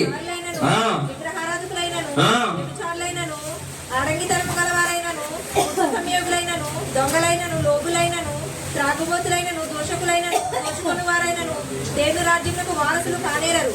మీలో కొందరు అట్టివారి ఇంటిని గాని ప్రభువైన యేసుక్రీస్తు నామమును మన దేవుని ఆత్మయందును మీరు కడగబడి పరిశుద్ధపరచబడిన వారి నీతిమంతులుగా తీర్చబడితిరి. అన్నిటి యందు నాకు స్వాతంత్రము కలదు గాని అన్ని చేయదగినవి కావు. అన్నిటి యందు నాకు స్వాతంత్రము కలదు గాని నేను దేని చేత లోపరుచుకొని కొనబడనులను భోజన పదార్థములను కడుపునకును కడుపు భోజన పదార్థములకు నింపబడి ఉన్నవి. దేవుడు దానిని వాటిని నాశనము చేయను. దేహము జారత్వం నిమిత్తము కాదు గాని ప్రభు నిమిత్తమే, ప్రభు దేహం నిమిత్తమే. దేవుడు ప్రభువును లేపును, మనల్ని కూడా తన శక్తి వలన లేపును. మీ దేహములు క్రీస్తునకు అవయములై ఉన్నవని మీరు ఎరుగురా. నేను క్రీస్తుక అవయములను తీసుకుని వేషక అవయములుగా చేయదునా? అదెంత మాత్రము తగదు. వేషతో కలుసుకున్నవాడు దానితో ఏకదేహమై ఉన్నాడని మీరెరుగురా. హల్లెలూయా. అన్యాయస్తులు దేవుని రాజ్యమునకు వారసులు కారని బైబిల్ చెప్పింది. ఈసారి క్రైస్తవులు అని చెప్తాను వినండి.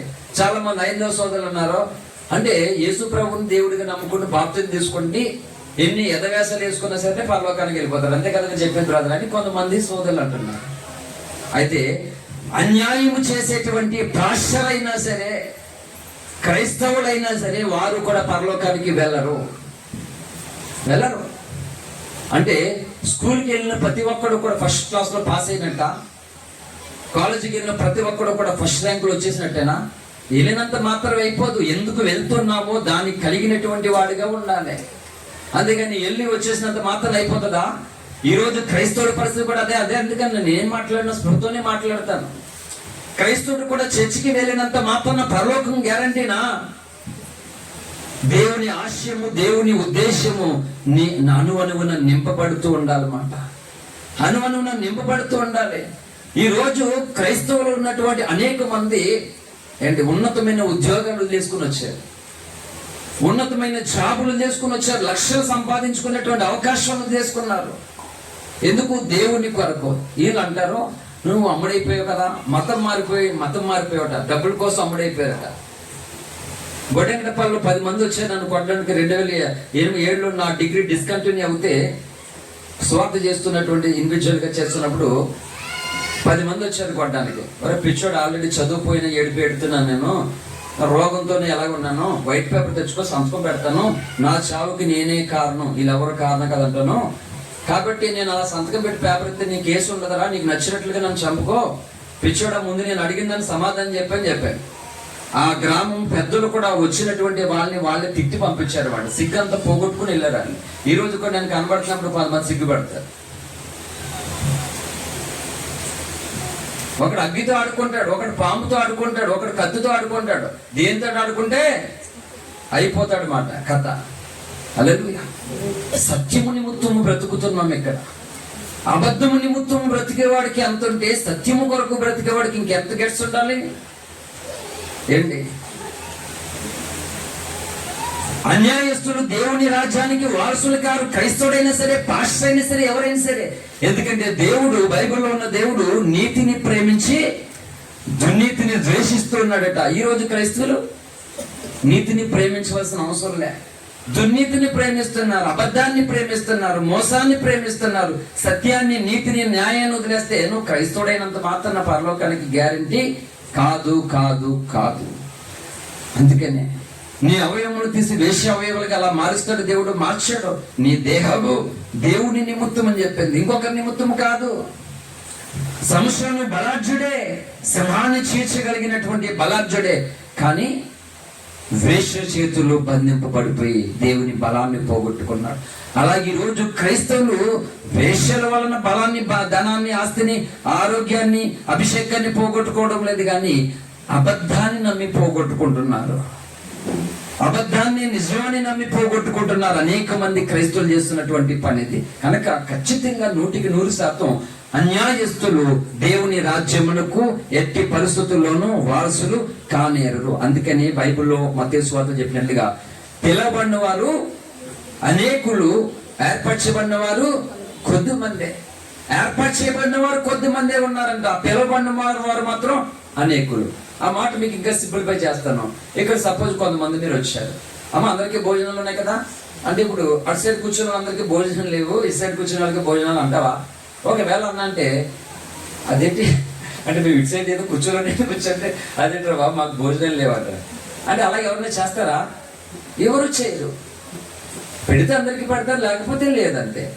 మరి యేసు ప్రభు ఏంటి అందరినీ పిలిచాడట, కానీ పిలబడిన వారు అందరూ కూడా అక్కడికి రారట. అందులో ఏర్పాటు చేయబడిన వారు కొద్దిమంది. అంటే ఆ కొద్దిమంది ఎవరు అంటే నీతి నిమిత్తము హింసింపబడిన వారు. మత్తయి సువార్త 5వ అధ్యాయం ప్రకారముగా.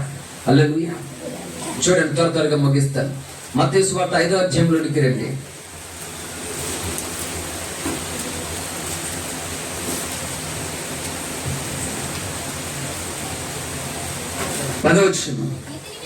నీతి నిమిత్తము హింసించబడేవారు ధన్యులు, పరలోక రాజ్యము వారిది. 4వ దుఃఖపడేవారు ధన్యులు, వారు ఓదార్చబడదురు.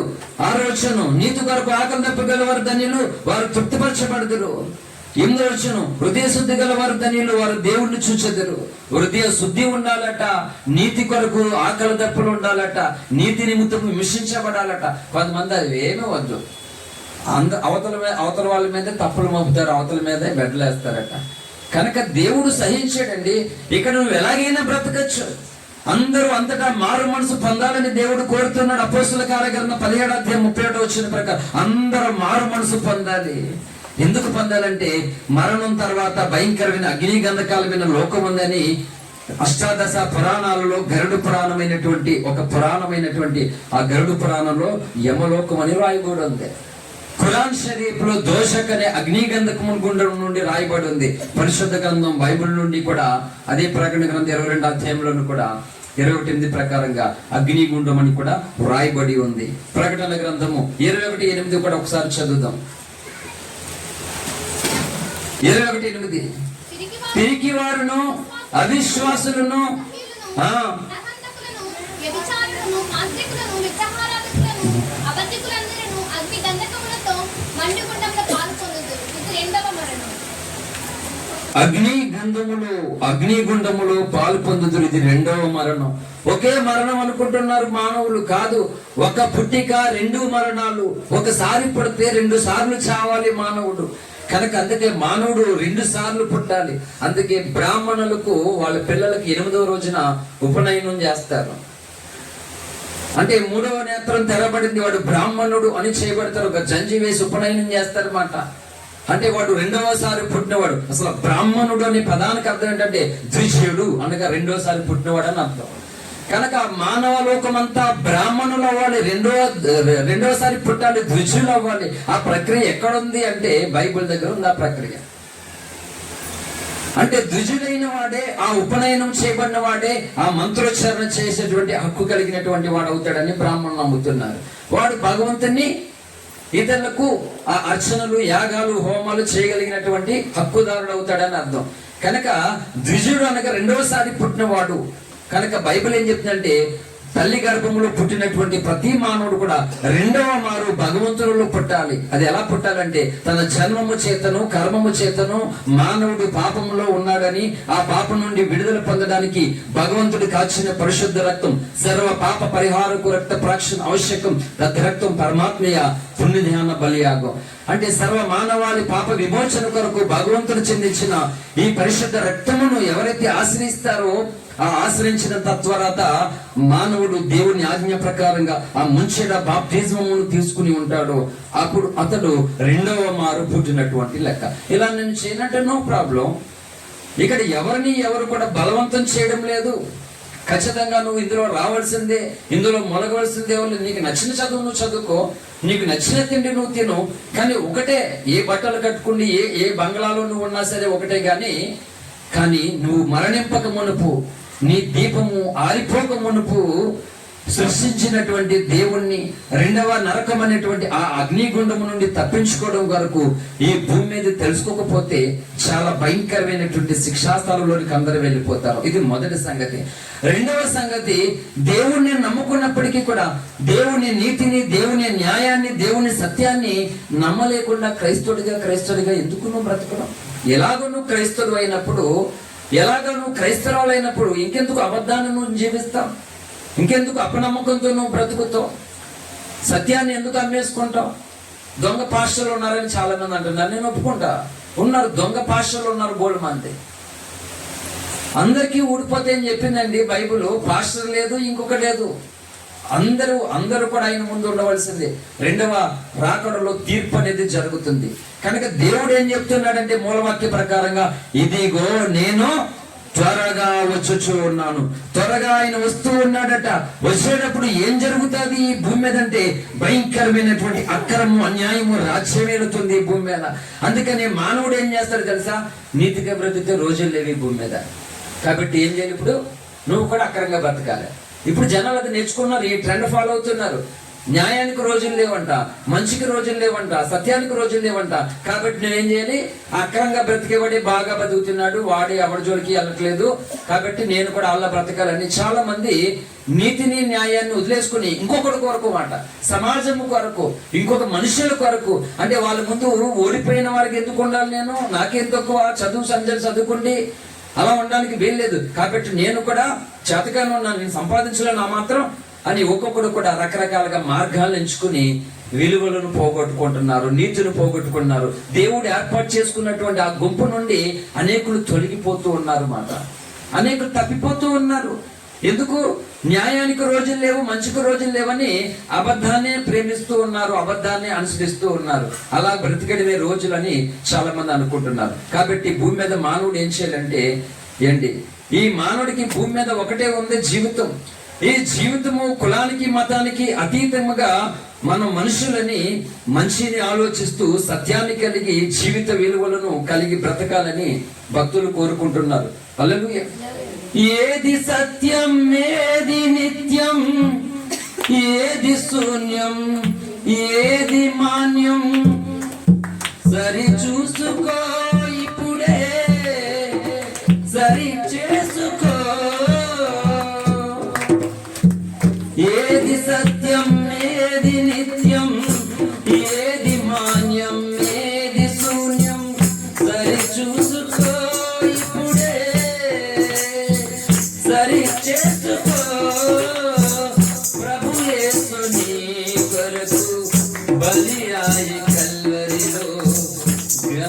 గమనించుమా ప్రియ నిజమా ప్రభు యేసు నీ కొరకు బలియాయ కల్వరిలో గమనించుమా ప్రియ నిజమా నీ జీవితం క్షణ బంగురం గమ్యంబులేని వేదన వలయం నీ జీవితం క్షణ బంగురం గమ్యంబులేని వేదనల వలయం కష్టాలు ఎన్నైనా కన్నీళ్ళు ఎదురైనా నీ సర్వభారమంతా యేసు పైన వేయుమా కష్టాలు ఎన్నైనా కన్నీళ్ళు ఎదురైనా నీ సర్వభారమంతా యేసు పైన వేయుమా నీ హృదయ భారం తీరును ఈ క్షణం దిగులు పడుకుమా ప్రియ నేస్తమా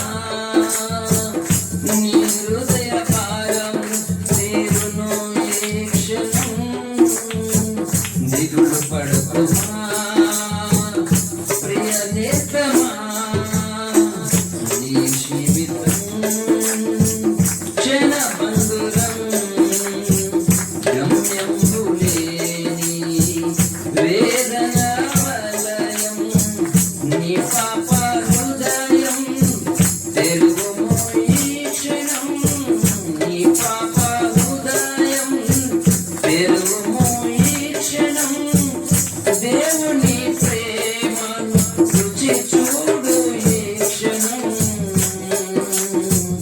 నీ జీవితం క్షణ బంగురం గమ్యంబులేని వేదనల వలయం నీ జీవితం క్షణ బంగురం గమ్యంబులేని వేదనల వలయం. హల్లెలూయా. ఈ జీవితం అంట క్షణభంగురం, అంటే క్షణములో నాశనం అయిపోయేది, నష్టపోయేది, విఫలమైపోయేది అని అర్థం. బంగురం అంటే క్షణములో బంగురము నాశనం అయిపోయే జీవితము కొరకు మోసాన్ని నమ్ముతున్నాడు ఒకడు, అన్యాయాన్ని నమ్ముతున్నారు ఒకరు, అక్రమాన్ని నమ్ముతున్నారు, అబద్ధాన్ని నమ్ముతున్నారు, నీతిని న్యాయాన్ని విడిచిపెడుతున్నారు. కనుక ఈ రెండవసారి దేవుడు వస్తూ ఉన్నప్పుడు ఏం చేస్తాడంట?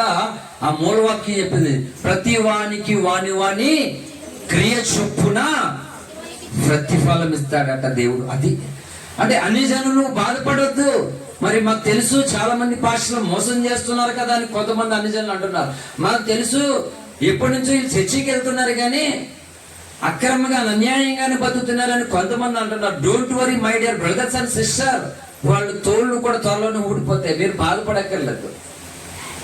వారు నీతిని న్యాయాన్ని విడిచిపెట్టి పాస్టర్లని ఇంకొకటని వారికి నచ్చినట్లుగా బ్రతికితే వాని క్రియ చెప్పిన దేవుడు ప్రతి వానికి ప్రతిఫలం ఇస్తాడు, అంటే జీతం ఇస్తాడు అన్నమాట.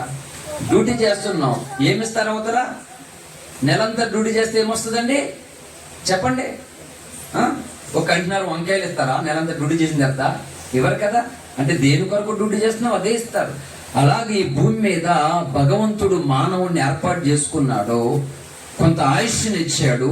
ఈ ఆయుష్ నిండే వరకు కూడా వాడు దేవుణ్ణి ప్రేమించాడు, దేవుని కొరకు బ్రతికించాడు. వాడు చేసిన మోసాలేంటి, అబద్ధాలేంటి, అన్యాయం ఏంటి, అక్రమం ఏంటి అని అన్నిటినీ కూడా టాలీ చేసి కనుక ప్రతి వానికి వాని క్రియ చొప్పున దేవుడు జీతం ఇస్తాడు. కనుక ఎవడు మంచి జీతం తీసుకుంటాడు, ఎవడు బహుమానాన్ని పొందుకుంటాడంటే ఎవరైతే నీతి నిమిత్తం ఈ భూమి మీద హింస పొందుతారో, ఎవరైతే ఆకలి దప్పుల కొరకు నీతి కొరకు ఆకలి దప్పులు అయిపోతారో, ఎవరైతే న్యాయాన్ని మంచిని కలిగినందుకు నష్టపోతారో, ఓడిపోతారో, అందరి ముందు అవమానాలు పాడైపోతారో మంచి కొరకు, వీరందరికీ కూడా ఆ పరమాత్ముడు, ఆ భగవంతుడు మంచి జీతాన్ని ఇస్తాడు మాట. వారు ధన్యులు అవుతారు. కనుక న్యాయానికి రోజులు లేవు, వాళ్ళగే నేను బ్రతుకుతాను, వీళ్ళలాగానే ఉంటాను, నేను కష్టపడలేను వాళ్ళగా, వాడు ఎలాగ అక్రంగా సంపాదిస్తున్నాడు చూడు, వాడికంటే 2 సంపాదిస్తానని వెళ్తున్నాడు. ఒకరోజు ఏం జరిగింది తెలుసా? ఈ చిన్న కథ చెప్పి మేము ముగిస్తాను. ఇక ఒక వ్యక్తి చాలా ప్రయోజకుడు అయ్యాడట, గొప్పవాడు అయిపోయాడట. బోల్డ్ కష్టాల్లో బాధలు ఉండేవాళ్ళట. ఇప్పుడు అన్ని విషయాల్లో మంచిగా హ్యాపీగా ఉన్నారట, ఏ లోటు లేకున్నానే. అవతల వాళ్ళకి కుళ్ళు మాట. ఈ రోజు ఏంటి, కొంతమందికి బాధలు అనే సమస్య కాదు, వాళ్ళు ఒంట్లో ప్రాబ్లం ఉందని, ఇంట్లో ప్రాబ్లం ఉందని, వాళ్ళ పరిస్థితులు బాగుందని, ఇది కాదు బాధ. పక్కోళ్ళు బాగున్నారని ఏడుపు కొంతమందికి కదా, పక్కన వాళ్ళు బాగున్నారని బాధ కొంతమందికి ఉంటుంది. అలా పక్కనోడు ఏం చేశాడంట, వీళ్ళు బతుకులు మనకు తెలుసు, ఎంతగా గొప్పలు అయిపోయారేటి ఇల్లు, ఏంటి సంగతి చూద్దామని మొత్తం మీద ఆలోచించాడట. ఆలోచిస్తేనట భగవంతుడంట అతనికి ఒక వరం ఇచ్చాడట. ఆ సీక్రెట్ అయితే తెలిసిందంట. ఈడు కూడా ఆ వరం పొందుకోవడానికి అన్ని రకాలుగా తపస్సు చేశాడట. తపస్సు చేసి భగవంతుడు వచ్చాడట. ఏం కావాలో కోరుకో నా కుమారుడు అంటే, నా పక్కింటోడు ఉన్నాడు కదా, వాడికి ఏం జరిగితే నాకు 2 జరగాలి, ఆడు ఏం పొందితే నాకు 2 కావాలి నాకు అని కోరుకున్నాడట భగవంతుని. అలాగే తదాస్తానడట. వాడు మంచి కారు కొనుక్కున్నాడట. ఇప్పుడు వీడికి 2 కార్లు. ఆడు మంచి బంగళా అంట. వీడికి అన్ని ఆడి ఏం పొందితే వీడికి అన్ని 2 వచ్చేస్తున్నాయట. వీడికి అర్థమైంది ఆడి సంగతి అంటాడు. అప్పుడు ఆడు ఒక కొన్ను పొడి తీసుకున్నాడట. మరి ఇప్పుడు వీడు 2 కొళ్ళు పోయాడు. ఎవరితో పట్టించుకోకూడదు మనం అసలు. ఒకటి చెప్తున్నాను, కొంతమంది ఆ పాస్టర్లు అలా కదా, ఆ క్రైస్తవులు ఎలా కదా, వాళ్ళు ఎలా కదండి, ఎవరు అలా కాదు. కానీ దేవుడు ఎలాగా ఆలోచించు. మొదటిగా ఒకటి, దేవుడు ఎలాగా నువ్వు ఆలోచించు. ఆ దేవుని కొరకు భూమి మీద అనేక మంది భక్తులు ఉద్యోగాలు వదిలేసుకున్నారు, ఆస్తులు వదిలేసుకున్నారు, ఎన్నో రకాలుగా అవమానాలు, నిందలు, కష్టాలు, బాధలు పడి ఆయన కొరకు యథార్థమైనటువంటి సేవ చేసినటువంటి వ్యక్తులు ఉన్నారు. వాళ్ళని చూడు. ఇవన్నీ వదిలేసి ఈ తప్పుగా మార్గంలో నడుస్తున్నటువంటి వాళ్ళందరినీ చూసి దిగజారిపోతూ ఉన్నారు. అలాగే అన్ని జనుల కొరకు కూడా దేవుడు రక్షణ భాగ్యం కలగజేస్తే వాళ్ళు తప్పు చేయలేదా, వీళ్ళు తప్పు చేయలేదా, వాళ్ళు ఇలాగని వాళ్ళు మాట్లాడుతున్నారు. కనుక నీ సంగతి ఏంటి? నువ్వు తప్పించుకోవద్దా? లేదు మాట. చైనాలో కరోనా వచ్చింది. ఎంత భయంకరంగా ఉంది చెప్పండి పరిస్థితి. చెప్పండి. ఇప్పుడు సెల్ ఫోన్ అందరూ టచ్ ఫోన్లు ఆన్ చేస్తే వాతావరణ షాక్ కోసం ఏంటి, రేపటి క్లైమేట్, రేపు ఉదయకాలం మొదలుకొని మధ్యాహ్నం 3 గంటల వరకు ఎండ ఎంత టెంపరేచర్, ఎన్ని ఉష్ణోగ్రతలు ఉందో రేపు వస్తుంది. రేపు తెలిసిపోద్ది. ఈ రోజే తెలుస్తుంది. రేపు వర్షం వస్తుంది లేదో ఈ రోజే మనకు తెలుస్తుంది. రేపు ఎండ ఎంత ఉందో ఈ రోజే మనకు తెలుస్తుంది. ఎలా తెలిసి అన్నీ చెప్పండి. ఒక మాట ఏమీ లేదు. ఏ టీవీ 9లోనో కరోనా కలకాలము, ఫలానా హాస్పిటల్లో 100 మందికి కరోనా సోకింది అని ఒక హెడ్లైన్ వచ్చింది అనుకో, ఏమవుతుంది కలగత, అయ్యి బాబు కరోనా మళ్ళీ వచ్చిందంటే శుభ్రంగా మూతులకి మాస్కులు తగిలించేసుకుంటారు అందరూ. అంటే కరోనా మళ్ళీ వచ్చిందంటే నమ్ముతావు. రేపు ఎండ భయంకరం ఉందని నమ్ముతావు. రేపు ఫలానా స్థలంలో భూకంపం వస్తుందంటే నమ్ముతావు. రేపు ప్రతి ఒక్కరు కూడా ఇళ్ల నుంచి బయటికి వెళ్తే ఆ బయటికి వెళ్ళినాడు మళ్ళీ ఇంట్లోకి రాడని చెప్తే అది కూడా నమ్ముతావు. ఎవడు ఏది చెప్పినా అన్ని అక్షరాలు నమ్ముతావు. కానీ ఈ పరిశుద్ధ గ్రంథములో ఈ మానవ జాతిని, సకల బ్రహ్మాండమును, పంచభూతాలను సృష్టించినటువంటి దేవుడు రెండోసారి భూమి మీదకి త్వరగా వస్తూ ఉన్నాడంటే మాత్రం నువ్వు నమ్మవు. ఎందుకు నమ్మవు? అంటే కరోనా వస్తుందంటే ఈజీగా ఆలోచించట్లే. భూకంపం వస్తుందంటే నమ్ముతావు. నాది ఎక్కడ వచ్చిందో, ఎందుకు వచ్చిందంటే నీకు అర్థం కాలే, ఈజీగా నమ్మేస్తున్నావు. మీ ఇంట్లో పాము దూరింది, నా కళ్ళతో నేను చూశానంటే నమ్మేస్తాను నువ్వు ఈజీగానే. అనంటే పక్కన ప్రతి ఒక్కరు మీ ఇంట్లో పాము దూరింది, నేను చూశాను, ఇంత పొడుగు పాము ఉంది అన్నావు అనుకో, ఆ ఇంట్లో వాళ్ళు పడుకుంటే కొట్టాళ్ళు. పామే కాదు, పులి దూరిందని నమ్ముతారు. తెలుసా? మీ ఇంట్లో పులి దూరింది, నా కళ్ళతో నేను చూశాను, మంచి గీతికి వెళ్ళిపోయింది అని చెప్పినే నమ్మేస్తావు. కానీ ఒకటే చెప్తున్నానండి మానవాళికి, ఎవరింట్లో ఎవరో యేసుప్రభు వారు నమ్ముకున్నారో, నా అప్పులు తీరుతాయండి, నా అప్పులు తీరుతాయా, నేను ఏడ్చేది ఈరోజు ఏడుపు ఆగిపోద్ది, నా కష్టాలు తీరిపోతాయా అంటే ఎవరో నమ్ముకున్నందుకు నా ఏడుపు తీరదు, నా కష్టాలు తీరవు, నా అప్పులు తీరవు, నా బాధలు తీరవు. ఒకటే బాధ ఏంటంటే, వెళ్తున్న దారిలో చాలా మందికి అడుగుతారు, ఎవరన్నా ఉన్నారా ఎదరా అంటారు. ఏంటంటే పోలీసులు ఏమన్నా ఉన్నారా అంటారు. ఎదరా పోలీసులు ఉంటే ఉన్నారని చెప్తాం, లేకపోతే లేరని చెప్తాం కదా. అంటే ఆడు కులం ఏంటో తెలియదు, ఆ మతం ఏంటో తెలియదు, ఆడు మనుషుడు వచ్చేటో తెలియదు. వెళ్తున్నటువంటి స్థలంలో ఎదరు పోలీసు ఉన్నాడని చెప్తే వీడు ఆగిపోతాడు అర్జెంటుగానే. అంటే ఉన్నాడో లేదో నిజం కూడా కాదు. చెప్పగానే ఆగిపోతుంది. అంటే ఆఫ్టర్ నువ్వు బండి మీద వెళ్తున్నా 100-200 పైన వేస్తాడేమో, అటువంటి దానికి ఫలానా పోలీస్ ఆయన అక్కడ ఉన్నాడని చెప్తే ఆగిపోతావు, నమ్ముతావు. కానీ లేఖనాలలో ఇంత స్పష్టముగా ఎవరు కాదనలేకుండా ఏ ఒక్కరు కూడా తప్పని నిరూపించలేని స్థితిలో ఈ లోకం అనేటువంటి పరీక్షలలో నిగ్గు తేలినటువంటి పరిశుద్ధ గ్రంథములో నరకం తప్పించుకోమని స్పష్టముగా దేవుడు రాపించి చెప్తే ఈ గ్రంథాన్ని తప్పుపడుతున్నారు, ఈ దేవుణ్ణి అంటరాని వానిగా చేస్తున్నారు. నమ్మినటువంటి మమ్మలను రకరకాలుగా మాటలతో తిడుతూ ఉన్నారు. అయినా మాకు బాధలే, తుచ్చుకుంటాం. ఎందుకో తెలుసా, నీకు అర్థం కాలేదు కాబట్టి మళ్ళా చెప్పడానికి పూనుకున్నాం. ఎందుకు ఆ భయంకరమైన నరకం నుండి నువ్వు తప్పించుకోవడమే మా ఆశయం, అంతే తప్పగానే నువ్వు ఏ మతంలో ఉంటే మాకేం వస్తుందయ్యా, ఏమీ రాదు. చిన్న వయసులో పుట్టి పెరిగాను, 35 ఏళ్ళు అవుతుంది ఏంటి, అందులో 30 సంవత్సరాల రోగంతో పుట్టి పెరిగాను. పోనీ నా స్థితి ఏమైనా మారిపోయిందా? నేనేమన్నా కారులో బంగ్లాలో తిరిగేసి పోనీ ఇంకొకరిని మోసం చేసి దోచుకున్న చరిత్ర పోనీ ఎవడైనా చెప్పగలడా? పోనీ దేవుని నమ్ముకుని కుర్రాడు మా దగ్గర డబ్బులు దండేసుకుని ఇదిగో యేసు ప్రభువుని నమ్ముకోవడం కొరకు ఇంత లంచం తీసుకున్నాడు, బాప్తిసం ఇచ్చినందుకు ఇంత లంచం తీసుకుని పోనీ ఏ ఒక్కడని అనగలడా? పోనీ ఏ ఒక్కరు అనలేరండి. దాని కొరకు బ్రతకలేదు మేము. లంచాలు తీసుకోవడం కొరకు, ఒక దగ్గర డబ్బులు దండుకోవడం కొరకు బ్రతికేది కాదు. ప్రతి మానవుడికి కూడా ఏదో ఒక రోజు మరణం అనేది ఉంది. ఆ మరణం నుండి మానవుడు రెండవ మరణం అని అగ్నిగంధానికి వెళ్ళిపోతాడు. అక్కడి నుండి తప్పించుకోవాలంటే లోకరక్షకుడు మానవ రూపంలో మొదటిసారి భూమి మీదకి వచ్చి రక్తము చెందించి మరణించి తిరిగి లేచి వెళ్ళిపోయాడు. ఆయన ఇప్పుడు రెండవసారి భూమి మీదకు రాబోతూ ఉన్నాడు. అనే జనులను అడుగుతాడు, నా స్వార్థ నీకు వినబడుతుంది, మారు మనసు పొంది పాప క్షమాపణ నిమిత్తము నీవు బాప్తిజం పొంది నిత్య జీవానికి వారసులు అవ్వాలని అనేక మాటలు నీ కళ్ళ ముందు తెలియపరిచాను, అనేకమైన అద్భుతాలు ఆశ్చర్యకార్యాలు నీ కళ్ళెదురు చేశాను.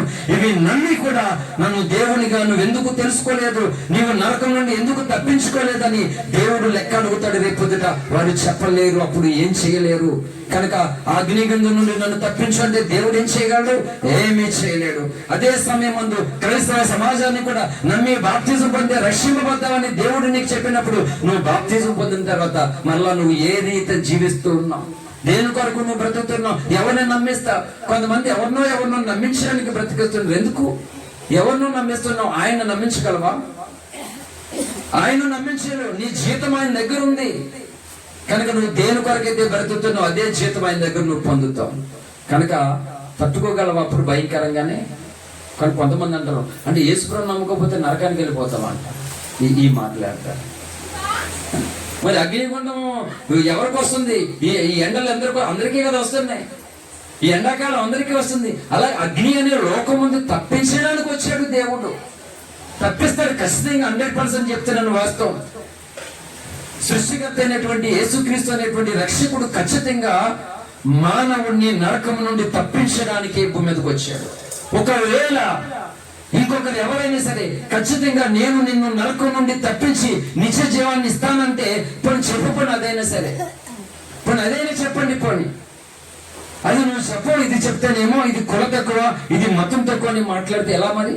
అందుకే చెప్పాను, 3 ప్రశ్నలు వేశాను. ఎవరైనా సరే రాత్రి ఆ 3 ప్రశ్నలు కూడా తెలుసుకోగలిగితే పరమాత్ముడు రక్షకుడు మోక్షాన్ని ఇచ్చేటువంటి ఆ నిత్య జీవాధిపతి దొరుకుతాడు. మానవుడు ఎలా వచ్చాడు ఈ భూమి మీదకి, అది మానవుడు ఎందుకు మరణిస్తున్నాడు, 2 మరణం తర్వాత మానవుడు ఎక్కడికి వెళ్తున్నాడు, ఈ 3 సంగతులు కూడా ప్రపంచంలో ఉన్నటువంటి ప్రతి మహర్షి, పూజారి, పండితుడు, మేధావి, జ్ఞాని, నాస్తికుడు, ఆస్తికుడు, ప్రతి మానవుడు కనుక తెలుసుకోగలిగితే ఖచ్చితంగా ఈ పంచభూతాలను కలుగజేసినటువంటి ఆ పరమాత్ముడు ఖచ్చితంగా దొరుకుతాడు. ఇంకెంతకంటే ఇంకా నేను ఏమి చెప్పలేను. కన్విన్స్ చేయాలనేది నా ఉద్దేశం కాదు. ఒకటే ఉద్దేశం ఏంటంటే అగ్ని గంధకం నుండి తప్పించడం. ఈ ఎండ నుండే ఎంత భయంకరంగా మనం పడుతున్నాం బాధ. ఎండ నుండి ఇంకో చోటకి వెళ్ళిపోవచ్చు, ఏసీలోకి వెళ్ళిపోవచ్చు, కరెంట్ పోతే, గాలి ఆగిపోతే. కనుక ఆ తర్వాత మరణం తర్వాత నరకం నుండి ఏ ఒక్కరు తప్పించుకోవడానికి అవకాశం లేదు. కాబట్టి భగవంతుడు రక్తం చిందించాడు మొదటి రాకులు, అందుకు ఆయన ద్వేషింపబడ్డాడు. కనుక ఇప్పుడు ద్వేషించబడ్డానికి రావట్లేదు ఆయన. భూమి మీదకు నేను వచ్చి మత గ్రంథాలు అనేక సంగతులు తెలియపరిచాను, మాదిరిగా జీవించాను, అనేక సాక్ష్యాలు, అనేక అద్భుతాలు, ఆశ్చర్యకారులు అంతటా అందరికీ తెలియపరిచాను. ఇది తెలిసి కూడా, ఇది నమ్మి కూడా నువ్వెందుకు ఇలా బ్రతికున్నావని క్రైస్తవులని అందరినీ కూడా దేవుడు లెక్క అడుగుతాడు. అప్పుడు నువ్వేం చేస్తావు? ఏం చేస్తావు? అందుకని ప్రతివాడు కూడా మారు మనసు పొందాలని బైబిల్ చెప్పింది. అన్ని జనులు మారు మనసు రక్షణ కొరకు, క్రైస్తవులు మారు మనసు కొరకు. దావీదు తప్పు చేసినట్టు మారు మనసు పొందడం లేదా? కనుక క్రైస్తవ సమాజం కూడా మారు మనసు పొందాలి. ఎందుకంటే అన్యాయస్తులు దేవుని రాజ్యానికి వారసులు కారంట. ఇదిగో నేను త్వరగా వచ్చి ఉన్నాను. కాబట్టి 12 గంటల మెసేజ్లో కేవలం ఒక ముక్క తీసి మీకు వివరిస్తున్నాను. కాబట్టి అందులో మీకు అర్థమైంది ఏంటంటే, దేవుడు ఖచ్చితంగా రెండోసారి వస్తున్నాడు. ఆ వచ్చినప్పుడు నువ్వు ఆయనతో పాటు ఎత్తబడాలంటే నువ్వు అన్యాయమైనటువంటి గుంపులో ఉండకూడదు, న్యాయమును కలిగిన గుంపులో ఉండాలి. న్యాయం కొరకు నష్టపోయినా పర్లేదు నువ్వు, ఎందుకంటే దేవుని రాజ్యం పొందడంత ఆషామాషి విషయం కాదు. ఈ రోజు ఒక వ్యక్తి ప్రయోజకుడు అవుతున్నాడు, ఒక వ్యక్తి గొప్పవాడు అవుతున్నాడు అంటే ఏమి కష్టపడకుండా అయిపోయాడా గొప్పవాడు? గొప్పవాళ్ళ కోసం కొంతమంది చాలా ఈజీగా మాట్లాడేస్తారు. ఈజీగా గొప్పవాడు అయిపోయాడండి, ఏమి కష్టపడకుండానే, ఏమి ప్రయాసపడకుండానే, ఏమి ఇబ్బందులు పడకుండానే గొప్పవాళ్ళు అయిపోయారు అందరూ. ఆ స్థితిలోనికి ఒక వ్యక్తి రావడం కొరకు ఇప్పుడు మన ఏరియాలో ముఖేష్ అంబానీ ఉన్నారు. వాళ్ళ తండ్రి గారు ఆ దుబాయ్లో పెట్రోల్ బంకులో ఒక కూలివాడిగా చేసినటువంటి జీవితం అయింది. ఎన్నో రాత్రులు నిద్రలేని రాత్రులు గడిపాడు. ఎన్నో సార్లు కడుపు మార్చుకుని బ్రతికి తనకున్న 2 కుమారులు అనిల్ అంబానీ, ముఖేష్ అంబానీ కొరకు ఏంటి ఈ 2 కుమారుల కొరకు ఆ తండ్రి ఎన్నో కడుపు మార్చుకున్నటువంటి రాత్రులు గడిపి కూలివానిగా ఎంతో మంది యజమానులతో తిట్లు తిని ఆ రూపాయి ఈ రూపాయి కూడగట్టుకుని అలా చేసి అదే పెట్రోల్ బంకులు కొనుక్కున్నాడు ఒక రోజు. అలా బ్రతికాడు. ఈ రోజు వాళ్ళ కొడుకులు ప్రపంచాన్ని వెళ్తున్నారు. కాబట్టి వాళ్ళంత కష్టపడితే ఎంత స్థితిలో ఉన్నారు. అలాగే భగవంతుని కొరకు కూడా నువ్వు కష్టపడితే ఆ స్థితిలో నువ్వు ఉంటావు అన్నమాట. కనుక క్రైస్తవులు ఎంత తెలివైన వాళ్ళు అంటే అన్నిటి కొరకు నువ్వు కష్టపడతావు, ఇబ్బందులు పడతావు, అన్నీ చేస్తావు. కానీ దేవుని కొరకు మాత్రం ఇబ్బందులు ఎదుర్కోవడానికి ఇష్టపడవు, దేవుని కొరకు కష్టపడడానికి ఇష్టపడవు నువ్వు. కనుక 12 గంటల ప్రసంగం ఒక ముక్కంటే ఈజీ ఏం కాదు అసలు. ప్రతివాడిని జీతం అంటున్నాను కదా. అక్రమం చేసేవాడికి అక్రమాన్ని ఎదుర్కొని నరకానికి పోతాడు. మరి మంచివాడు మంచి జీతం అని ఎదుర్కోవాలంటే దేవుడు అడుగుతాడు, నిన్ను ఎలా రక్షించుకున్నాను? నేను నిన్ను రక్షించుకోకపోతే నీ బ్రతుకు ఏమవునని దేవుడు నన్ను అంటాడు, నిన్ను అడుగుతాడు. ఓకే, మరి రక్షించుకున్న నీవు ఎంతమందిని రక్షించాను? అదే చేయు. ఈరోజు సువార్త చేయని పాస్టర్ను దేవుడు ఖచ్చితంగా లెక్క అడుగుతాడు. సువార్త చేయని పాస్టర్లను లెక్క అడుగుతాడు దేవుడు ఖచ్చితంగా. అంటే కొన్ని ఆత్మలను సంపాదించాలి ఖచ్చితంగా. ఆ ఆత్మల ద్వారానే నీకు పరలోక రాజ్యంలో బహుమానం ఇస్తాడు దేవుడు. అంతేగాని నాకు ఇన్ని పాటలు వచ్చి తెలుసా, నాకు ఇన్ని ప్రసంగాలు వచ్చి తెలుసా, నేను ఇంత పొడుగు చర్చి కట్టాను తెలుసా, నేను మాట్లాడితే తెల్ల బట్టలు వేసుకోకుండా రంగు బట్టలు వేయలేదు తెలుసా, బతుకంతానే ఎవడ పట్టించుకోడు అక్కడ పరలోకంలో. నువ్వే బట్టలు వేసుకొని ఎవడ పట్టించుకోడు, నువ్వు పెట్టుకున్నందుకు పట్టించుకోడు, అన్ని తీసేసినందుకు పట్టించుకోడు. దాన్ని బట్టి నీకు ఏ ఫలితం ఉండదు అసలు. కానీ ఖచ్చితంగా నువ్వు ఎలాగో రక్షణ పొందావో ఆ రక్షణకు గొప్పతనాన్ని ఇతరులకు నువ్వెందుకు తెలియపరచలేదు, ఆ రక్షణలోనికి ఇతరులు ఎందుకు నడిపించలేదు, దాని కొరకు ఎందుకు ప్రయాసపడలేదు? నీవు అగ్నిగుండం నుండి తప్పించబడినట్లుగా ఇంకొకరు అగ్నిగుండం నుండి తప్పించబడ్డం కొరకు ఎందుకు రక్షణ సువార్త నువ్వు చేయలేదని క్రైస్తవ ప్రపంచాన్ని దేవుడు రేపొద్దున నిలదీస్తాడు. అప్పుడు ఈ బోధకులందరూ కూడా సిగ్గుతో యుగయుగాలు తలదించుకున్న పరిస్థితి ఏర్పడుతుంది. ఏంటి ఊరికేనా ఇన్ని సంవత్సరాలు కొండల్లోను గుట్టల్లోను ఎక్కడెక్కడికో తిప్పలు తిరిగి అందరి చేత ముష్టోళ్ళ కింద తిట్టించుకొని, అడుక్కునే వాళ్ళని తిట్టించుకొని, రకరకాలుగా అనిపించుకుని డబ్బుల కోసం తెల్లారిపోయింది వీళ్ళకి అడుక్కోవడానికి వచ్చారని ఎన్నో బూతులు తిట్టించుకుని అనేక స్థలాల్లో వందలాది ఆత్మలను రక్షణలో నడిపించి ఏదో మందిరంలోనికి మమ్మల్ని నడిపిస్తే ఈ పాస్టర్లకి మేము తిక్కలోమా? సంఘాల్లో వాక్యం చెప్పడం చాలా ఈజీనే, పబ్లిక్ లోకి వచ్చి చెప్పు యేసు కోసం. సంఘాల్లో బల్లలు ఎరబడేస్తారు పాస్టర్లో. రేపు పొద్దుట అడుగుతాడు, ఏం చేసావు నువ్వు సమాజంలోనికి వచ్చి నశించిపోతున్నటువంటి వ్యక్తులకు, నన్ను గురించి ఏం చెప్పావు నువ్వు అని అడిగితే ఏం చెప్తారు వీళ్ళు? అందుకే పౌలు అన్నాడు, మేము సిలువ వేయబడిన క్రీస్తును ప్రకటించున్నామని. ఈ రోజు 190% మంది క్రైస్తువులు సిలువ వేయబడిన క్రీస్తును పక్కన పెట్టి సంపాదన డబ్బు అని క్రీస్తును పరిచయం చేస్తారు. దశమ భాగ్యం ఇవ్వకపోతే, నీకు అది ఇవ్వకపోతే ఇదే నేర్పించారు, అది నీ క్షేమం కొరకే. మరి ఆత్మల సంపాదన అంటే ఇక్కడ ఆశీర్వాదం కొరకు ఓకే, మరి పరలోక రాజ్య ఆశీర్వాదం వద్దా? పరలోక రాజ్యం వస్తే ఆశీర్వాదం వద్దా? కాబట్టి క్రైస్తవులకి బోధకులు నేర్పించలేదు. రెండవ రాకడ సమీపిస్తుంది, అనేక శ్రమలు కొట్టుమెట్లాడుతున్నాయి. ఈ రెండవ రాకడ సమీపిస్తున్నప్పుడు, శ్రమల కాలంలో సంఘం ఉంటున్నప్పుడు ఈ శ్రమలను జయించాలంటే దేవుని శక్తిని పొందుకోవాలి, శ్రమలకు ప్రిపేర్ అవ్వాలి. పిల్లలకి పబ్లిక్ ఎగ్జామ్ వస్తుంటే ప్రిపేర్ అవుతారా లేదా, అలాగా మనం అందరూ ప్రిపేర్ అవ్వాలి. రెండవ రాకడలో భయంకరమైన శ్రమలు వస్తున్నాయి. కరోనా కంటే కొన్ని బాబులు ఉన్నాయన్నమాట. ప్రకటన గ్రంథంలో రాయబడినట్లుగా ఆకాశంలో నుండి ఒక నక్షత్రము రాలి నదుల్లో పడుతుంది అన్నమాట త్వరలోను. ఆ నక్షత్రములో రాలినటువంటి దాని వల్ల అనేక నదులలో ప్రపంచవ్యాప్తంగా ఉన్నటువంటి నీరు కలుషితమైపోయి ప్రపంచ జనాభాలో 3% చచ్చిపోతారు. ఇది రేపొద్దుట వార్తా పత్రికల్లోనూ టీవీ ఛానల్లోనూ ఇది హాట్ టాపిక్ గా వస్తుంది. కరోనా టాపిక్ అంటే హాట్ టాపిక్ అయిపోద్ది. ఈ సంగతి ఈ భూమి మీద ఈ క్రైస్తవ సమాజానికి తెలియపరిచినటువంటి శ్రేష్ఠ భక్తుడు అద్దంకి రంజిత్తో తిరిగారు. ఆయన మంచోడు కదా, ఈ పాషలకి చాలా మంచోళ్ళు. మళ్ళా 3వ వంతు చచ్చిపోతే ప్రపంచవ్యాప్తంగా మంచి నీళ్లు తాగి చచ్చిపోయినటువంటి వారు అని పేపర్లోను టీవీలోను రాయబడుతుంది అన్నమాట. అందుకే ఈ భయంకరమైన శ్రమల లోకం ఉంటుండగా క్రైస్తవుడు పొందిన రక్షణ కొరకు భయభక్తులతో జీవించాలి, నీతి నియమాలు కలిగి జీవించాలి. ఎవరి కొరకు నీ నీతి నమ్ముకోవద్దు. అందుకే ఏసావు మంచివాడిగా బ్రతికాడు గాని ఒక పూట భోజనం కొరకు జ్యేష్ఠత్వ హక్కు నమ్మేసుకున్నాడు అన్నమాట. చాలా మంది మంచివాడిగా జీవించారు. దేవుని హక్కులను, దేవుని ఉద్దేశములు, దేవుని చిత్తాలు, దేవుని ఆలోచనలు అమ్మేసుకుని బ్రతికేస్తారట చాలా మంది. వారందరూ కూడా పిలబడిన వారే కానీ ఏర్పరచబడిన వారి గుంపులోనికి రాలేరు. కాబట్టి క్రైస్తవ సమాజము, అన్య సమాజము కూడా ఈ సంగతిని దృష్టిలో పెట్టుకుని ఆలోచించాలి మాట. ఇదిగో త్వరగా వచ్చుచూ ఉన్నాను. ఆ వచ్చుచున్నటువంటి దేవుడు నీ కొరకు వచ్చినప్పుడు నువ్వు ఎక్కడ తలెత్తుకుంటావు అంటే, నువ్వు నీతిగా బ్రతుకుతే తలెత్తుకుంటావు ఖచ్చితంగానే. నువ్వు ఇంకా తప్పకలగమైన జీవితంలో అబద్ధకరమైన వేషధారణ జీవితాలను ఉంటే మాత్రం ఆదాములాగా చెట్ల పదాలను తాక్కోవాల్సి వస్తుంది అన్నమాట. అందుకని క్రైస్తవ సమాజ పక్షాన యోగి ఏమంటారు సార్, నేను రాజులా ఆయన ఎదుర్కొంటాను అన్నాడు. రాజు అని వెళ్తాను ఆయన దగ్గరికి అన్నాడు. అందరూ అనగలరా మాట? తప్పు చేసినాడు అనగలరా? అందరి ముందు చలామణి అయిపోతారు, కానీ ఆయన ముందు అనలేరు. కాబట్టి ఒకటి చెప్తున్నాను, ఈ లోకంలో ఏ జీతం కాదు క్రైస్తవుని జీవితము. నువ్వు రక్షణ పొందినది మొదలుకొని రెండవ రాకడ వరకు, లేక నీ ఊపిరి ఆగే వరకు దేవుని కొరకు ఈ భూమి మీద ఎంత నీతిగా, యథార్థంగా, నిజాయితీగా నువ్వు జీవించావో ఆ దాన్ని బట్టి దేవుడు నీకు ప్రతిఫలం చేతి ఇవ్వబోతూ ఉన్నాడు. కాబట్టి జాగ్రత్త కలిగి క్రైస్తవులు తమ రక్షణను కొనసాగించుకోవాలని బైబిల్ చెప్తూ ఉంది. కనుక అనేక విషయాలు విడిచిపెట్టాను, మీరు ధ్యానం చేసుకుంటే మీతో కూడా దేవుడు మాట్లాడతాడు ఖచ్చితంగా. అన్య జనులు ఇక మీదట మొదటి రాకులు దూషించినట్లు ద్వేషించినట్లు ఆయన అది కదా ఇది కదంటే తప్పులేమి వడకవు. యూదా గోత్రపు సింహముగా దేవుడు రాబోతున్నాడు. భూజనులందరూ ఆయనను చూడబోతూ ఉన్నారు.